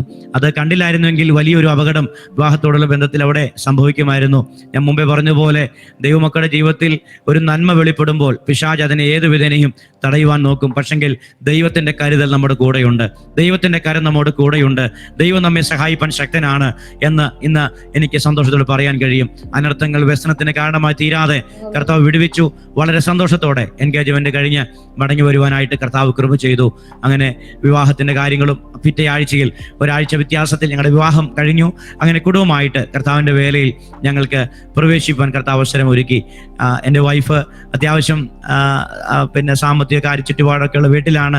കഷ്ടതയും പ്രയാസവും ഒന്നും അനുഭവിക്കാതെ വന്ന ഒരു സഹോദരിയാണ്. പെന്തക്കോസ്തിലെ 4ാമത്തെ തലമുറ എന്ന് വേണമെങ്കിൽ പറയാം. അപ്പം അങ്ങനെ കർത്താവിൻ്റെ വേലയ്ക്ക് വേണ്ടി സമർപ്പിച്ചു. അവിടെയും ഒരു അനുഭവമുണ്ട്. എൻ്റെ വൈഫിൻ്റെ പിതാവും മാതാവും അവർ വിവാഹം കഴിഞ്ഞ് 11 വർഷം കാത്തിരിക്കേണ്ടി വന്നു ഈ മകളെ ജനിക്കുവാനായിട്ട്. അതും ഒരു ദൈവത്തിൻ്റെ നിയോഗമായിരുന്നു. എനിക്ക് വിവാഹം കഴിക്കണമെങ്കിൽ ഈ പെൺകുട്ടി വൈകി ജനിക്കണം, അതും ദൈവത്തിൻ്റെ പദ്ധതിയായിരുന്നു എന്ന് ഞാൻ മനസ്സിലാക്കാനിടയായി തീർന്നു. അപ്പോൾ വിവാഹത്തിന് ശേഷം ഉടൻ തന്നെ കുഞ്ഞ് ജനിച്ചിരുന്നെങ്കിൽ എനിക്ക് അഭവനമായി ബന്ധപ്പെടുവാൻ കഴിയത്തില്ലായിരുന്നു. അപ്പോൾ എനിക്കുള്ളതായ തക്ക തുണയെ ദൈവം ഒരുക്കി. ഞാൻ പറയാൻ ആഗ്രഹിക്കുന്നത്, നമുക്ക് വേണ്ടി എല്ലാം ദൈവം കരുതിയിട്ടുണ്ട്. ഞാൻ അവന് തക്ക തുണയെ കൊടുക്കുമെന്നാണ് ദൈവം. അപ്പോൾ ദൈവത്തിന്റെ സമയത്ത് ദൈവം തക്കതായ തുണയെ ദൈവം നമുക്ക് കരുതി വെച്ചിട്ടുണ്ട്. വിവാഹ ജീവിതത്തിലേക്ക് പ്രവേശിക്കാനായിട്ട് ഒരുങ്ങുന്ന ആരെങ്കിലും ഭാരപ്പെടുന്നുവെങ്കിൽ, വിവാഹം നടക്കാതെ ആരെങ്കിലും ഭാരപ്പെടുന്നുവെങ്കിൽ, അവരുടെ ധൈര്യത്തിന് വേണ്ടി ഒരു കാര്യം പറയാം. നമുക്ക് വേണ്ടി ദൈവം കരുതി. മനുഷ്യൻ ഏകനായിരിക്കും നന്നല്ല, ഞാൻ അവന് തക്ക തുണയെ കൊടുക്കുമെന്നാണ് ദൈവം അരുളി ചെയ്തിട്ടുള്ളത്. അതുകൊണ്ട് ഭാരപ്പെടേണ്ട. ദൈവം എല്ലാവർക്കും വേണ്ടി തക്കതായ തുണയെ കരുതിയിട്ടുണ്ട്. നമ്മൾ ജനിച്ചതിന് ശേഷം സഹോദരന്മാരോട് പറയാം, നമ്മൾ ജനിച്ചതിന് ശേഷം നമുക്ക് വേണ്ടിയ തുണയെ കർത്താവ് എവിടെയോ കരുതി വെച്ചിട്ടുണ്ട്. സമയമാകുമ്പോൾ അത് വെളിപ്പെടും എന്ന് നാം തിരിച്ചറിയുവാനിടയായിത്തീരണം. അപ്പോൾ ഞാൻ പറഞ്ഞത് എൻ്റെ വൈഫും അപ്പം അങ്ങനെ ഒരു പശ്ചാത്തലത്തിലാണ്. 11 വർഷത്തിന് ശേഷം ഉണ്ടായൊരു മകളാണ്. ഏറെ ലാളനയും ഏറെ കരുതലും പരിപാലനം ഒക്കെ കൊടുത്ത് അങ്ങനെ വളർത്തിക്കൊണ്ടു വന്ന കുഞ്ഞാണ്. അവരും സമർപ്പിച്ചു, ഇങ്ങനൊരു ഒരു കുഞ്ഞിനെ തന്നാൽ കർത്താവിൻ്റെ വേലയ്ക്ക് വേണ്ടി സമർപ്പിച്ചോളാം. അങ്ങനെയാണ് കർത്താവിൻ്റെ വേല ചെയ്യുന്ന ജ്ഞാനഭവനത്തിൽ ചെന്നത്. എൻ്റെ കരത്തിൽ ആ മകളെ തരുവാനായിട്ട് യാത്രയായിരുന്നു. അങ്ങനെ ഞങ്ങൾ ഒരുമിച്ച് കർത്താവിൻ്റെ വേലയുടെ ഒരു ബന്ധത്തിൽ ഞാൻ പറഞ്ഞപ്പം, ഞാൻ ഒരു സഭയുടെ പാസ്റ്ററാണ് എന്നൊക്കെ പറഞ്ഞപ്പോൾ ഇവർക്ക് അറിയത്തില്ലല്ലോ, ചെറിയ ഒരു പൊട്ടിപ്പൊളിഞ്ഞ വീട്ടിനകത്ത് കൂടി വരുന്ന കുറച്ച് പേരുള്ള ഒരു സഭയുടെ പാസ്റ്ററാണ്. അപ്പോൾ അവരുടെയൊക്കെ ചിന്ത എന്ന് പറഞ്ഞ ഒരു മേബി ഒരു വലിയ പാസ്റ്റർ ആയിരിക്കാം എന്നുള്ള ഒരു ചിന്തയോടെയൊക്കെ ആയിരിക്കാം. വിവാഹത്തിന് മുമ്പ് ആരും കാണുന്നില്ലല്ലോ. അപ്പം അങ്ങനെ വിവാഹമൊക്കെ കഴിഞ്ഞ് ആദ്യമായിട്ട് ഞങ്ങൾ ആരാധന സ്ഥലത്തേക്ക് പോവുകയാണ്. അപ്പോൾ അന്ന് രാവിലെ ഉണർന്ന് ഞങ്ങൾ ചെന്നു, ബസ് പോയി, പിന്നീട് 1 മണിക്കൂറിലധികം നിൽക്കേണ്ടി വന്നു. അങ്ങനെ പല ബസ്സുകൾ കയറി ഞങ്ങൾ ഇടുക്കി മേലാച്ചിന്നാർ എന്ന് പറയുന്ന സ്ഥലത്തെത്തി. അവിടെ ചെന്നപ്പോൾ വലിയ ചർച്ചൊക്കെ പ്രതീക്ഷിച്ച് കാണും. പക്ഷെങ്കിൽ ഒരു പൊട്ടിപ്പൊളിഞ്ഞ വീടിനകത്തേക്കാണ് എൻ്റെ പ്രിയ വൈഫ് കാലെടുത്ത് വെക്കാൻ ഇടയായത്. പക്ഷെങ്കിൽ ഞാൻ ചിന്തിച്ചു, ഇതൊക്കെ കാണുമ്പോൾ ഒത്തിരി പരിഭവങ്ങൾ പറയുമെന്ന്. പക്ഷേ സമർപ്പണമുള്ള ഒരു ഭാര്യയാണ് എൻ്റെ ഭാര്യ. പറഞ്ഞു, ഒന്നും പെറുപുറത്തില്ല, കർത്താവിൻ്റെ വേലയല്ലേ, സാരമില്ല, ദൈവം മാറ്റം വരുത്തുമെന്ന് പറയാനിടയായി. അങ്ങനെ ഞങ്ങൾ ആ സ്ഥലത്ത് ചില നാളുകൾ ശുശ്രൂഷിച്ചു. പിന്നീട് ആ ഭവനം മാറേണ്ടി വന്നു, മറ്റൊരു ഭവനം കിട്ടാത്ത സാഹചര്യം വന്നു. അതുകൊണ്ട് ഞങ്ങൾ ആ ദേശത്ത് നിന്ന് ശുശ്രൂഷ ഒരു മാറ്റത്തിന് വേണ്ടി ആഗ്രഹിച്ച് ദൈവത്തോട് പ്രാർത്ഥിച്ചു. അങ്ങനെ 2018 ആലുവായിൽ പുത്തൻവേലിക്കര എന്ന് പറയുന്ന ഈ സ്ഥലത്ത്, ഇപ്പോൾ ഞാൻ ആയിരിക്കുന്ന ഈ സ്ഥലത്ത് ഇന്നേക്ക് 6 വർഷങ്ങൾക്ക് മുൻപ് ഇവിടെ കടന്നു വരാനായിട്ട് കർത്താവ് കൃപ ചെയ്തു. ഇവിടെ കടന്നു വരുന്നതിന് മുൻപ് 2 ആഴ്ച ഒരു ഗ്യാപ്പ് കിട്ടിയപ്പോൾ ഞങ്ങൾ 2 സഭകളിൽ കടന്നു പോകാനിടയായി. ഞങ്ങൾ ചെന്ന സമയത്ത് ഒരു പ്രവാചകൻ ആ സഭയിൽ അന്ന് ശുശ്രൂഷയ്ക്കായിട്ടുണ്ടായിരുന്നു. ഞങ്ങൾക്ക് പരിചയമില്ല, ഞങ്ങളെ അദ്ദേഹത്തിനും അറിയത്തില്ല. ഞങ്ങളോട് ദൂത് പറഞ്ഞു, ഇനി കടന്നു ചെല്ലുന്ന ദേശം മുള്ളുകൾ നിറഞ്ഞ ദേശമാണ്, പക്ഷേ അവിടെ നിന്നും വിട്ട് ഓടരുത്, നിങ്ങളെ കൊണ്ടൊരു ദൈവത്തിൻ്റെ പ്രവൃത്തി അവിടെ ചെയ്യിക്കാനുണ്ട് എന്നൊരു ദൂത് ഞങ്ങളെ നോക്കി പറയാനിടയായി. അപ്പോൾ ഞങ്ങൾ ചിന്തിച്ചു, ഇനി പോകുന്ന ദേശം കുടുംബമൊക്കെ ആയിട്ടാണല്ലോ, സന്തോഷത്തോടെയൊക്കെ ജീവിക്കാം എന്ന ഒരു സാഹചര്യം ഞങ്ങൾക്ക് മനസ്സിലേക്ക് പെട്ടെന്ന് വന്നു. അങ്ങനെ 2018 ജൂലൈ മാസം ഞങ്ങൾ ഇവിടെ വന്ന് ചാർജ് എടുത്തു. ഇതും ഒരു വാടക ഭവനമാണ്. അന്ന് മുതൽ ഇന്ന് വരെയും ഇവിടെയാണ് ഞങ്ങൾ പാർക്കുന്നത്. ഞങ്ങളുടെ ഒരു ഹാളിൽ ആരാധന നടത്തുന്നു. അപ്പോൾ ഇവിടെ കടന്നു വന്ന് ജൂലൈ മാസത്തിൽ ഇവിടെ ചാർജ് എടുത്തു. ചില ആഴ്ചകൾ മുൻപോട്ട് പോയി.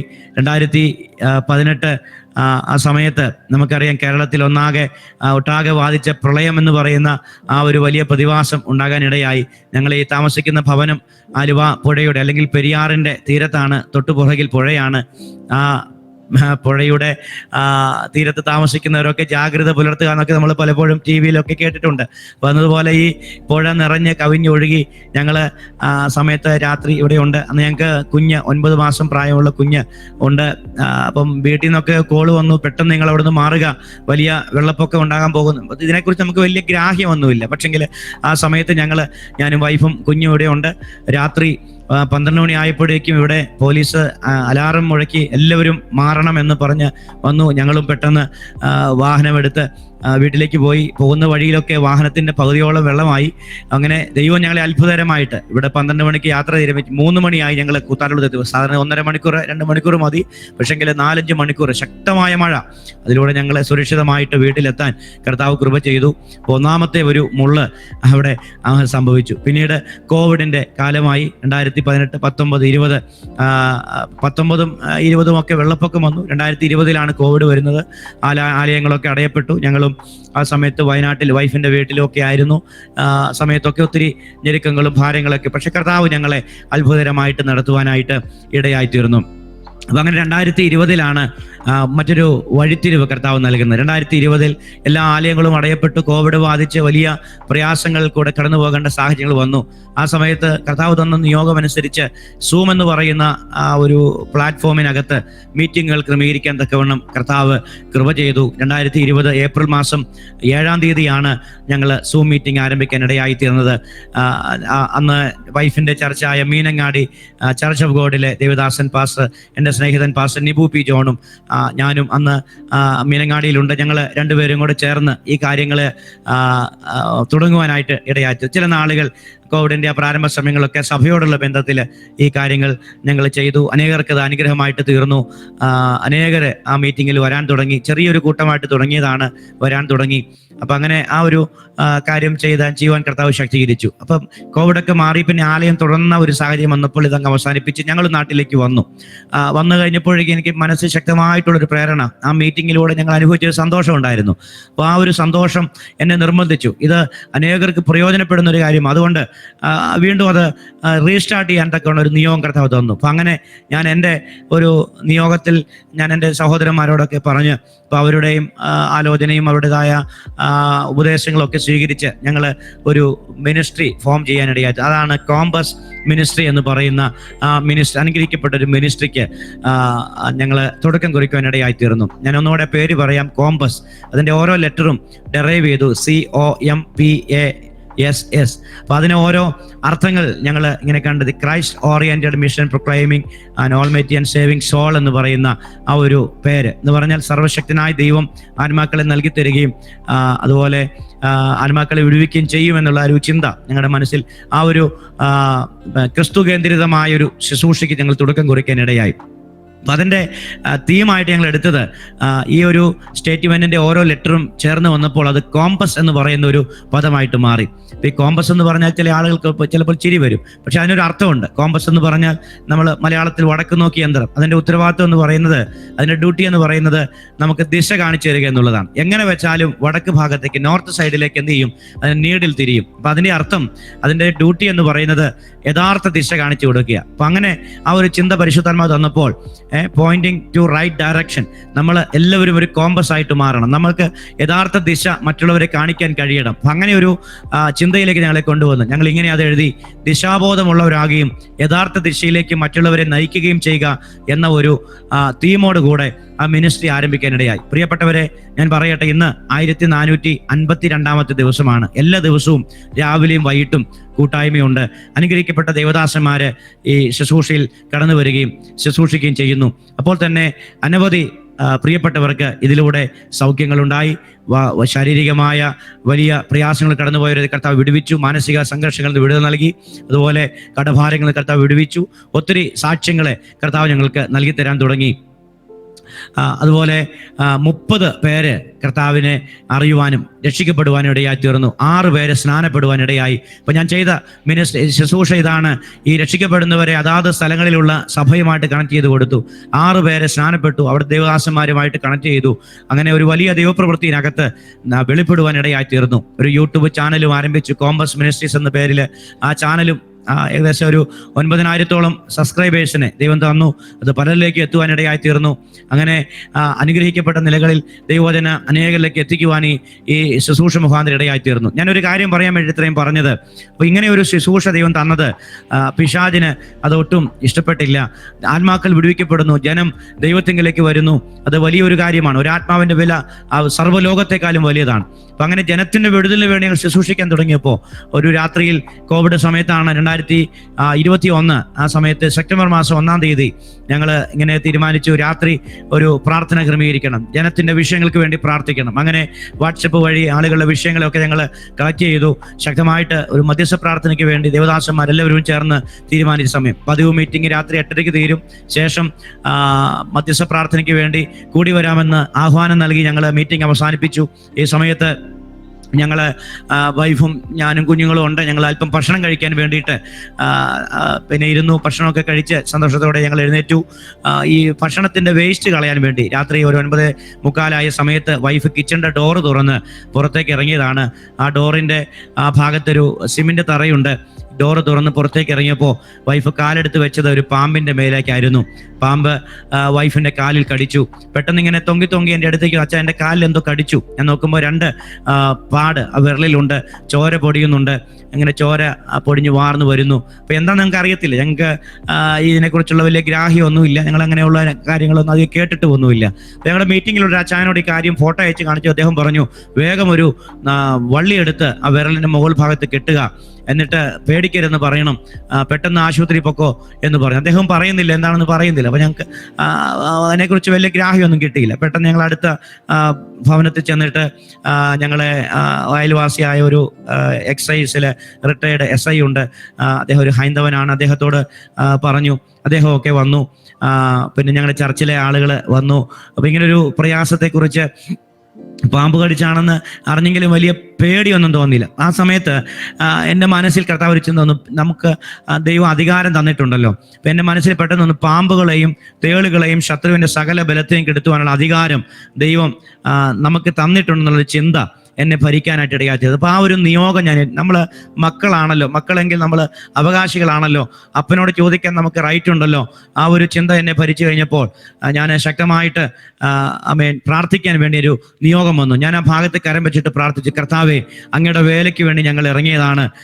ദേശത്ത് നിന്നാപാത്രമായി തീരാൻ കർത്താവ് അനുവദിക്കരുത്, ഞങ്ങളെ പരസ്യകോലമായി അനുവദിക്കരുത്. പാമ്പുകളെയും തേളുകളെയും ശത്രുവിൻ്റെ സകല ബലത്തെയും കെടുത്തുവാനുള്ള അധികാരം ഞങ്ങളുടെ മേൽ കർത്താവ് തന്നിട്ടുണ്ട്. ഈ ഒരു അവസ്ഥയിൽ ഞങ്ങൾ പ്രാർത്ഥിക്കുന്നെന്ന് പറഞ്ഞ് ശക്തിയോടെ പ്രാർത്ഥിച്ചു, കരം വെച്ച് പ്രാർത്ഥിക്കാനിടയായി. പെട്ടെന്ന് എൻ്റെ മനസ്സിലേക്ക് അടുത്ത വചനം വന്നു, മരണകരമായി യാതൊന്ന് കുടിച്ചാലും ഹാനി വരികയില്ല. ഞാൻ ഇങ്ങനെ പറഞ്ഞു, മരണകരമായി യാതൊന്ന് കടിച്ചാലും ഹാനി വരികയില്ല. ഞാൻ അങ്ങനെ അത് പറഞ്ഞ് പ്രാർത്ഥിച്ചു. പെട്ടെന്ന് അടുത്ത വചനം കർത്താവ് തന്നു, നിനക്കെതിരെ വരുന്ന ഒരു ആയുധവും ഫലിക്കയില്ല. ഞാൻ ആ സമയത്ത് ധൈര്യപ്പെട്ടു, ഒരു പ്രയാസം എനിക്ക് തോന്നിയില്ല. പിന്നെ പെട്ടെന്ന് എല്ലാവരും പറഞ്ഞു ഹോസ്പിറ്റലിൽ പോകാം. അങ്ങനെ അടുത്ത ഒരു മെഡിക്കൽ കോളേജ് ഉണ്ട്, അവിടെ ചെന്ന് കഴിഞ്ഞപ്പോൾ അവർ പറഞ്ഞു ആൻറ്റിവെനം എടുക്കണം, ഏത് പാമ്പാണെന്ന് അറിയത്തില്ല, എങ്കിലും ഇത് എടുക്കണം, 85,000 രൂപ കെട്ടിവെക്കണമെന്ന് പറഞ്ഞു. അപ്പം ഇവിടെ ഇല്ല, വേറെ സ്ഥലത്ത് നിന്ന് കൊണ്ടുവരണം, അപ്പം സമയമെടുക്കും. പെട്ടെന്ന് ഞങ്ങൾ തീരുമാനിച്ചു മറ്റൊരു ഹോസ്പിറ്റലിലേക്ക് കൊണ്ടുപോകാം. അങ്ങനെ അങ്കമാലി ലിറ്റിൽ ഫ്ലവർ ഹോസ്പിറ്റലിലേക്ക് വളരെ വേഗത്തിൽ വാഹനം ഓടിച്ച് ഞങ്ങൾ കടന്നു ചെന്നു. അവിടെ ചെന്ന് വേഗം ഒബ്സർവേഷൻ റൂമിലേക്ക് കയറ്റി ഡോക്ടർമാർ ചികിത്സ ആരംഭിച്ചു. അരമണിക്കൂർ വീതം കരത്തിൽ നിന്ന് ബ്ലഡ് കുത്തിയെടുക്കും. അങ്ങനെ 27 തവണ 2 കരങ്ങളിലുമായിട്ട് ബ്ലഡ് കുത്തിയെടുത്ത്, ഏത് പാമ്പാണെന്ന് അറിയാമെങ്കിൽ ആ പാമ്പിന്റെ വിഷത്തിന് ചികിത്സ നൽകാം. പക്ഷേ ഏത് പാമ്പാണെന്ന് അറിയത്തില്ല. പക്ഷെങ്കിൽ അതുകൊണ്ട് തന്നെ അരമണിക്കൂർ വീതം ഇതിന്റെ ലക്ഷണങ്ങൾ വെളിപ്പെടുന്നത് സമയം കണക്കാക്കാൻ വേണ്ടിയിട്ട്. അപ്പോൾ അതുകൊണ്ട് അരമണിക്കൂർ വീതം ബ്ലഡ് കുത്തിയെടുക്കാൻ തുടങ്ങി. അങ്ങനെ 27-ലധികം തവണ ബ്ലഡ് കുത്തിയെടുത്ത് 2 കരത്തിൽ നിന്നുമായിട്ട് പരിശോധിക്കാൻ വേണ്ടി എടുത്തു. അവസാനം ഓരോ അരമണിക്കൂർ കഴിയുമ്പോൾ റിസൾട്ട് വരും. It's normal.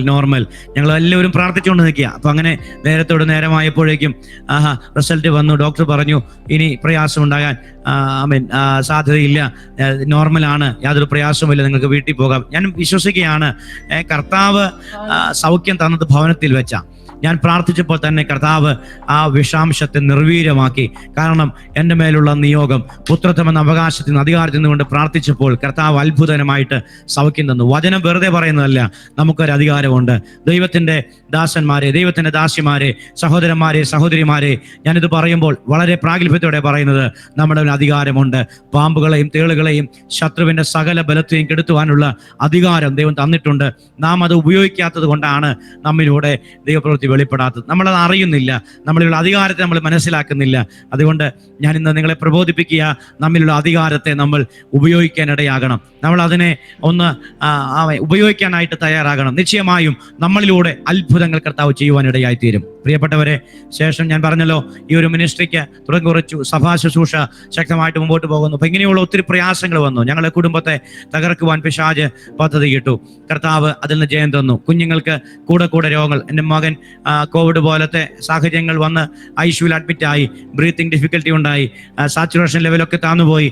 അങ്ങനെയുള്ള പ്രയാസങ്ങളിലൂടെ വലിയ 106 ഡിഗ്രി പനി വന്ന് പോലെ വളഞ്ഞ് വിറച്ച് വലിയ പ്രതിസന്ധി ഉണ്ടായ സമയങ്ങളൊക്കെ ഞാൻ ഓർത്തു പോകുകയാണ്. അപ്പം അങ്ങനെ കുഞ്ഞുങ്ങൾക്ക് പല പ്രയാസങ്ങൾ അങ്ങനെ വന്ന് ഒത്തിരി പ്രതിസന്ധികൾ വന്ന് അങ്ങനെ കഷ്ടപ്പെട്ട സമയങ്ങളൊക്കെ ഉണ്ട്. പക്ഷെങ്കിൽ അതിന് നടുവിലെല്ലാം കർത്താവ് ജയം തന്നു. കൃപയാൽ 6ാമത്തെ വർഷത്തിലേക്ക് പ്രവേശിച്ചു. ദേശത്ത് കർത്താവിൻ്റെ വേലയുടെ ബന്ധത്തിലായിരിക്കുന്നു. അപ്പോൾ തന്നെ ഓൺലൈൻ മിനിസ്ട്രിയും ചെയ്യുന്നു. ദൈവം ഇത്രത്തോളം ഞങ്ങളെ കൊണ്ടുവന്നു. അതോർത്ത് ഞാൻ ദൈവത്തിന് സ്തോത്രം ചെയ്യുകയാണ്. ഞാൻ പറഞ്ഞത്, ദൈവത്തിന് പദ്ധതിയുള്ള ദൈവത്തിന്റെ മക്കളെ ദൈവം സൂക്ഷിക്കാൻ ഇടയായിത്തീരും. നമ്മളിൽ നല്ല പ്രവൃത്തി ആരംഭിച്ച കർത്താവ് യേശുക്രിസ്തുവിന്റെ നാളോളം അതിനെ പൂർത്തീകരിക്കുമെന്ന് നമുക്ക് വിശ്വസിക്കാൻ കഴിയണം. അതാണ് നമ്മുടെ ജീവിതത്തിൽ നിന്ന് എൻ്റെ ജീവിതത്തിൽ നിന്ന് കർത്താവ് എന്നെ പഠിപ്പിച്ച പാഠം. ഞാൻ എൻ്റെ വാക്കുകൾ ഇവിടെ കൺക്ലൂഡ് ചെയ്യാൻ പോകുകയാണ്. പ്രിയപ്പെട്ടവരെ, ഇത്രത്തോളം സമയങ്ങൾ എൻ്റെ ജീവിത വളരെ ചെറിയ അനുഭവങ്ങളേ ഉള്ളൂ. മറ്റുള്ളവരെ സാക്ഷിയൊക്കെ പലപ്പോഴും കേൾക്കാറുണ്ട്. അങ്ങനെ വലിയ സാക്ഷ്യങ്ങളൊന്നുമില്ല. ഞാൻ പറഞ്ഞത്, നമ്മളെ ദൈവം വിളിച്ചു എന്ന് നമുക്ക് പൂർണ്ണ ബോധ്യമുണ്ടെങ്കിൽ ദൈവം നമ്മെ ഉപയോഗിക്കും, ദൈവം നമ്മെ നടത്തും, ദൈവം നമ്മെ സഹായിപ്പാനിടയായിത്തീരും. നമ്മുടെ ആഗ്രഹങ്ങളൊക്കെ കർത്താവ് സാധിപ്പിക്കും. ഞാൻ ഒരു കാര്യം കൊണ്ടൊന്ന് പറഞ്ഞോട്ടെ. ആമേ. ഞാൻ പറയും, നമ്മുടെ ആഗ്രഹങ്ങൾ ദൈവം സാധിപ്പിക്കുന്നവനാണ്. എൻ്റെ ചെറുപ്പത്തിൽ എനിക്ക് ഒത്തിരി പ്രസംഗിക്കാൻ ഒത്തിരി ഇഷ്ടമായിരുന്നു. ഈ മൈക്ക് എന്നുള്ളത് കുഞ്ഞുങ്ങൾക്കൊക്കെ വലിയ ആഗ്രഹം. മൈക്ക് എടുക്കുമ്പോൾ പലരും നമ്മൾ നിരുത്സാഹപ്പെടുത്തും, അത് കംപ്ലൈന്റ് വരുമെന്നൊക്കെ പറഞ്ഞ് മാറ്റി വിടുമായിരുന്നു. ഞാൻ ഈ ബുക്കൊക്കെ ചുരുട്ടി ഇങ്ങനെ പ്രസംഗിക്കുന്ന സമയങ്ങളുണ്ടായിരുന്നു. ആരും കാണാതെയൊക്കെ ഇങ്ങനെ പ്രസംഗിക്കൊണ്ട് നടക്കും. പ്രസംഗിക്കാൻ വലിയ ഇഷ്ടമായിരുന്നു. എൻ്റെ ചർച്ചിൽ ബൈബിൾ കോളേജിൽ പോയി എന്നറിഞ്ഞത് അതിനുശേഷം പാസ്റ്റർമാരെക്കാൾ മുകളിൽ കയറേണ്ട എന്നുള്ള അങ്ങനെയൊക്കെ ഒരു ചിന്ത അവർക്കുണ്ടായിട്ട് എനിക്ക് സമയം തരാതെ സാക്ഷ്യത്തോട് ചേർന്ന് 2 മിനിറ്റ് ഒക്കെ തരുന്ന സമയങ്ങളുണ്ടായി. എനിക്ക് പ്രസംഗിക്കാനായിട്ട് വേദികളൊന്നും ഇല്ലായിരുന്നു. അപ്പൊ ഞാൻ പറഞ്ഞത്, ദൈവത്തിന്റെ സമയത്ത് ദൈവം നമുക്ക് വേദി തരും. ഞാൻ പറഞ്ഞു, ഈ ഓൺലൈൻ മിനിസ്ട്രി ഞാൻ കർത്താവിനെ ഏൽപ്പിച്ചു. ഞാൻ പ്രിയപ്പെട്ടവരെ വളരെ താഴ്മയോടെ പറയട്ടെ, എല്ലാ ദിവസവും വേണമെങ്കിൽ പ്രസംഗിക്കാം, എല്ലാ ദിവസവും വേണമെങ്കിലും 100 കണക്കിന് ആളുകൾ എൻ്റെ മുമ്പാകെ ഞാൻ വളരെ താഴ്മയോടെ പറയുന്നത്, എപ്പോൾ വേണമെങ്കിലും പ്രസംഗിക്കാനുള്ള ക്രമേണ. ഞാൻ പറഞ്ഞു, തൻ്റെ ഭക്തന്മാരുടെ ആഗ്രഹത്തെ ദൈവം സാധിപ്പിക്കുന്നവനാണ്. നമ്മുടെ ആഗ്രഹങ്ങളെ ദൈവം നിറവേറ്റുന്ന സമയമുണ്ട് എന്ന് ഞാൻ പറയാനായിട്ട് ആഗ്രഹിക്കുക. അതുപോലെ കാർ ഓടിക്കാൻ ഒത്തിരി ഇഷ്ടമായിരുന്നു. കാറ് ആരും തരത്തില്ല. നമുക്കറിയാം, കാറില്ലാത്ത സാഹചര്യം. കാറ് ചോദിച്ചാൽ ആരും തരത്തില്ല, കാരണം അത് ഇവിടെ തട്ടുമുട്ട്, അത് അവരെ കുഴപ്പമല്ല. അപ്പൊ ഞാൻ വാടകയ്ക്കൊക്കെ എടുത്ത് കാർ ഓടിച്ച സമയമുണ്ട്. പക്ഷെങ്കിൽ ദൈവം എൻ്റെ ആഗ്രഹത്തെ മാനിച്ച സമയം ഞാൻ പറയാം. എൻ്റെ വിവാഹം ഞാൻ പറഞ്ഞല്ലോ വയനാട്ടിൽ നിന്നായിരുന്നു. എൻ്റെ ഭവനവുമായിട്ട് 320 കിലോമീറ്റർ ദൂരമുണ്ട്. അപ്പോൾ ഏതായാലും വൈഫിന്റെ വീട്ടിലൊക്കെ പോകണം. ദൈവം ഞങ്ങൾക്ക് വാഹനം തന്നു. വാഹനം ഓടിച്ച് കൊതി മാറി. ഇന്നും വാഹനം ഓടിക്കാനുള്ള ആ കൊതിയെ കർത്താവ് തീർത്തു. ഞാൻ പറഞ്ഞത്, കിലോമീറ്റർ ഒരു തവണ പോയിട്ട് വരുമ്പോഴേക്കും അവിടെയുള്ള ഓട്ടും എല്ലാം കൂടെ 1000 കിലോമീറ്റർ ഓടിക്കേണ്ടി വരും. അത് തന്നെ ഓടിക്കണം. അപ്പൊ നമ്മുടെ ആഗ്രഹങ്ങളെ പൂർത്തീകരിക്കുന്ന ദൈവമുണ്ട്, നമ്മുടെ കൊതി മാറ്റുന്ന ദൈവമുണ്ട്. തന്റെ ഭക്തന്മാരുടെ ആഗ്രഹങ്ങളെ സാധിപ്പിക്കുന്ന ദൈവത്തെയാണ് നാം സേവിക്കുന്നത്. പ്രിയപ്പെട്ടവരെ, നമ്മൾ ആരും സാധാരണക്കാരല്ല. ദൈവം നമ്മെ വിളിച്ചെങ്കിൽ നമുക്ക് വേണ്ടുന്നൊക്കെയും ദൈവം ദാനമായി നൽകും. വിളിച്ച ദൈവം വിശ്വസ്തനാണ്. നമുക്ക് വേണ്ടുന്നൊക്കെയും ദൈവം ദാനം ചെയ്തിരിക്കുകയാണെന്നാണ് വചനം പറയുന്നത്. അതുപോലെ ഞാൻ പറഞ്ഞല്ലോ പ്രസംഗിക്കുന്ന കാര്യം, എനിക്ക് മൈക്കിന്റെ കാര്യം പറഞ്ഞു. ഇന്ന് സ്വന്തം മൈക്ക് തന്നു, മിക്സർ തന്നു, ബോക്സ് തന്നു. അപ്പോൾ ഈ കാര്യങ്ങൾക്കൊക്കെ ആഗ്രഹിച്ച സമയങ്ങളുണ്ട്. പക്ഷേ ആഗ്രഹങ്ങളെ സാധ്യമാണ്. അപ്പൊ ഞാൻ പറഞ്ഞു, നമ്മൾ എത്ര വിശ്വസ്തയോടുകൂടെ കർത്താവിനെ സേവിക്കുമോ, നമ്മുടെ ആഗ്രഹങ്ങൾ ചെറുതാകട്ടെ വലുതാകട്ടെ അതൊക്കെ നിറവേറ്റി തരാൻ ദൈവം വിശ്വസ്തനാണ്. ഒന്നാമത്തെ കാര്യം ഞാൻ പറഞ്ഞത് അവസാനിപ്പിക്കാം. നമ്മൾ വിശ്വസ്തരായിരിക്കണം. നേരോട് നടക്കുന്നവർക്ക് ഒരു നന്മയ്ക്കും കർത്താവ് മുടക്കം വരുത്തുകയില്ല. അപ്പൊ നമ്മുടെ ജീവിതം കർത്താവിന് വേണ്ടി പ്രയോജനപ്പെടുത്തുവാൻ ദൈവം നമ്മെക്കുറിച്ച് എല്ലാവരെ കുറിച്ചും നമ്മളെ ദൈവം ആക്കി വെച്ചിരിക്കുന്ന ഫലം കായ്ക്കാൻ വേണ്ടിയിട്ട്. അപ്പൊ നമ്മളിലൂടെ നല്ല ഫലങ്ങൾ പുറത്തു വരട്ടെ, ദൈവത്തിന് പ്രയോജനപ്പെടുന്ന രീതിയിൽ നമ്മളായിത്തീരട്ടെ. ഞാൻ പറഞ്ഞ പല അനുഭവങ്ങളും പല ദൂതുകളാണ് അല്ലെ, അതെല്ലാം നമുക്ക് നമ്മുടെ ജീവിതത്തിൽ അത് അനുഗ്രഹമാകട്ടെ എന്ന് പറഞ്ഞ് ഞാൻ എൻ്റെ വാക്കുകളെ ചുരുക്കിയാണ്. റൈറ്റ് പ്ലേസിൽ നമ്മൾ ദൈവത്തിന് വേണ്ടി പ്രയോജനപ്പെടുക. എവിടെയെങ്കിലും പോയി ശുശ്രൂഷിക്കാനല്ല, നമ്മളെക്കുറിച്ചൊരു നിയോഗം ദൈവത്തിനുണ്ട്. ആ നിയോഗത്തിൽ, ആ റൈറ്റ് പ്ലേസിൽ നമ്മൾ എത്തിച്ചേരുന്നില്ലെങ്കിൽ യോനയെ പോലെ അലയേണ്ടി വരും. നമ്മൾ ആ കൃത്യമായിട്ടുള്ള ആ സ്ഥലം മനസ്സിലാക്കി ആ കാര്യങ്ങൾ തിരിച്ചറിഞ്ഞ് നാം ശുശ്രൂഷിക്കാനായിട്ട് ഇടയാകുന്നു. അപ്പോൾ ഞാൻ എൻ്റെ വാക്കുകളെ ചുരുക്കിയാണ്. ഇത്രത്തോളം സമയങ്ങൾ എന്നെ ശ്രവിച്ച എല്ലാവർക്കും എൻ്റെ നന്ദി അറിയിക്കുന്നു. ഇങ്ങനെ ഒരു അവസ്ഥ ആന്റിയോടും അറിയിച്ചുകൊണ്ട് ഞാൻ എൻ്റെ വാക്കുകൾ നിർത്തിക്കുന്നു. എല്ലാവരെയും ധാരാളമായി അനുഗ്രഹിക്കുമാറാകട്ടെ. Thank you. ആമേൻ. ദേവദാസനെ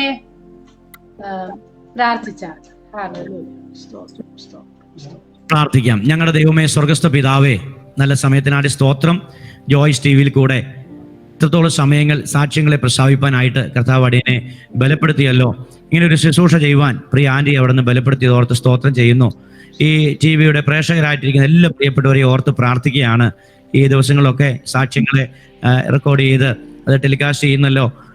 കർത്താവെ, അത് അനേകർക്ക് ആശ്വാസമായിട്ട് വിടുതലായിട്ട് തീരണമെന്ന് പ്രാർത്ഥിക്കുകയാണ്. അനേകരിലേക്ക് ഈ സാക്ഷ്യങ്ങൾ കടന്നു ചെല്ലട്ടെ. ഇതിലൊരു വാക്കെങ്കിലും ആർക്കെങ്കിലും അത് ആശ്വാസമായി തീരണം, അനേകർക്ക് അത് പ്രയോജനപ്പെടണം. നിങ്ങൾ പ്രാർത്ഥിക്കുകയാണ്. ഈ മിനിസ്ട്രിയെ കർത്താവ് അനുഗ്രഹിക്കണം. ഇതിനെ ചുമൽ കൊടുക്കുന്ന എല്ലാവരെയും, ഇതിനെ സഹായിക്കുന്ന എല്ലാവരെയും ഓർത്ത് പ്രാർത്ഥിക്കുന്നു. കർത്താവ് അനുഗ്രഹിച്ചാട്ടെ. അടിയനെ ബലപ്പെടുത്തിനായി നന്ദി പറയുന്നു. ഈ ടിവിയുടെ എല്ലാ പ്രേക്ഷകരെയും ഞങ്ങൾ അനുഗ്രഹിച്ചു പ്രാർത്ഥിക്കുന്നു. ആരെങ്കിലും പ്രത്യേകമായി ഏതെങ്കിലും ഭാരത്തോടും പ്രയാസത്തോടും ആയിരിക്കുന്നുവെങ്കിൽ യേശുക്രിസ്തുവിന്റെ നാമത്തിൽ ഈ പ്രാർത്ഥന അവരുടെ കാതുകളിൽ എത്തുമ്പോൾ വലിയ വിടുതലായി തീരട്ടെന്ന് പ്രാർത്ഥിക്കുന്നു. യേശുവിൻ നാമത്തിൽ വിടുവിക്കപ്പെടട്ടെ. രോഗങ്ങൾ സൗഖ്യമാകട്ടെ. ഭാരങ്ങൾ മാറിപ്പോകട്ടെ. ദൈവികമായ ഹിതം തിരിച്ചറിയാൻ കഴിയാതെ ആരെങ്കിലും അലയുന്നുവെങ്കിൽ യഥാർത്ഥ ദൈവഹിതത്തിലേക്ക് പ്രിയപ്പെട്ടവരെ മടക്കി വരുത്തട്ടെ ഞങ്ങൾ പ്രാർത്ഥിക്കുന്നു. അടിയന്റെ സാക്ഷ്യം അവർക്ക് പ്രയോജനപ്പെടട്ടെ. ദൈവത്തിന്റെ കരുതലുകളും ദൈവത്തിന്റെ വിടുതലുകളും ദൈവത്തിന്റെ നന്മകളും ഒക്കെ അനുഭവിപ്പാൻ എല്ലാവരെയും കർത്താവ് സഹായിക്കണം. ഒരുമിച്ച് അനുഗ്രഹിക്കുന്നു. പ്രാർത്ഥന കർത്താവ് കേട്ടതിനായി നന്ദി. സകലവും ഞങ്ങൾക്ക് ആ ജീവൻ തന്ന യേശുക്രിസ്തുവിൻ നാമത്തിൽ അപേക്ഷിക്കുമ്പോൾ ദയ തോന്നി കേൾക്കണമേ. സ്വർഗീയ നല്ല പിതാവേ, ആമേൻ. ആമേൻ. കർത്താവിന്റെ ദാസന്റെ വിലപ്പെട്ട സമയം ഞങ്ങളോടൊപ്പം ഇത്രത്തോളം ചിലവഴിച്ചതിന് നന്ദിയും സ്നേഹവും അറിയിക്കുന്നു. കർത്താവിന്റെ ദാസനെ കർത്താവ് അനുഗ്രഹിക്കട്ടെ. ആയിരിക്കുന്ന മണ്ഡലങ്ങളിൽ കർത്താവ് ഉപയോഗിക്കട്ടെ. കോമ്പസ് മിനിസ്ട്രിയെ കർത്താവ് ധാരാളം അനുഗ്രഹിക്കട്ടെ. ആമേൻ. ദേവദാസനെ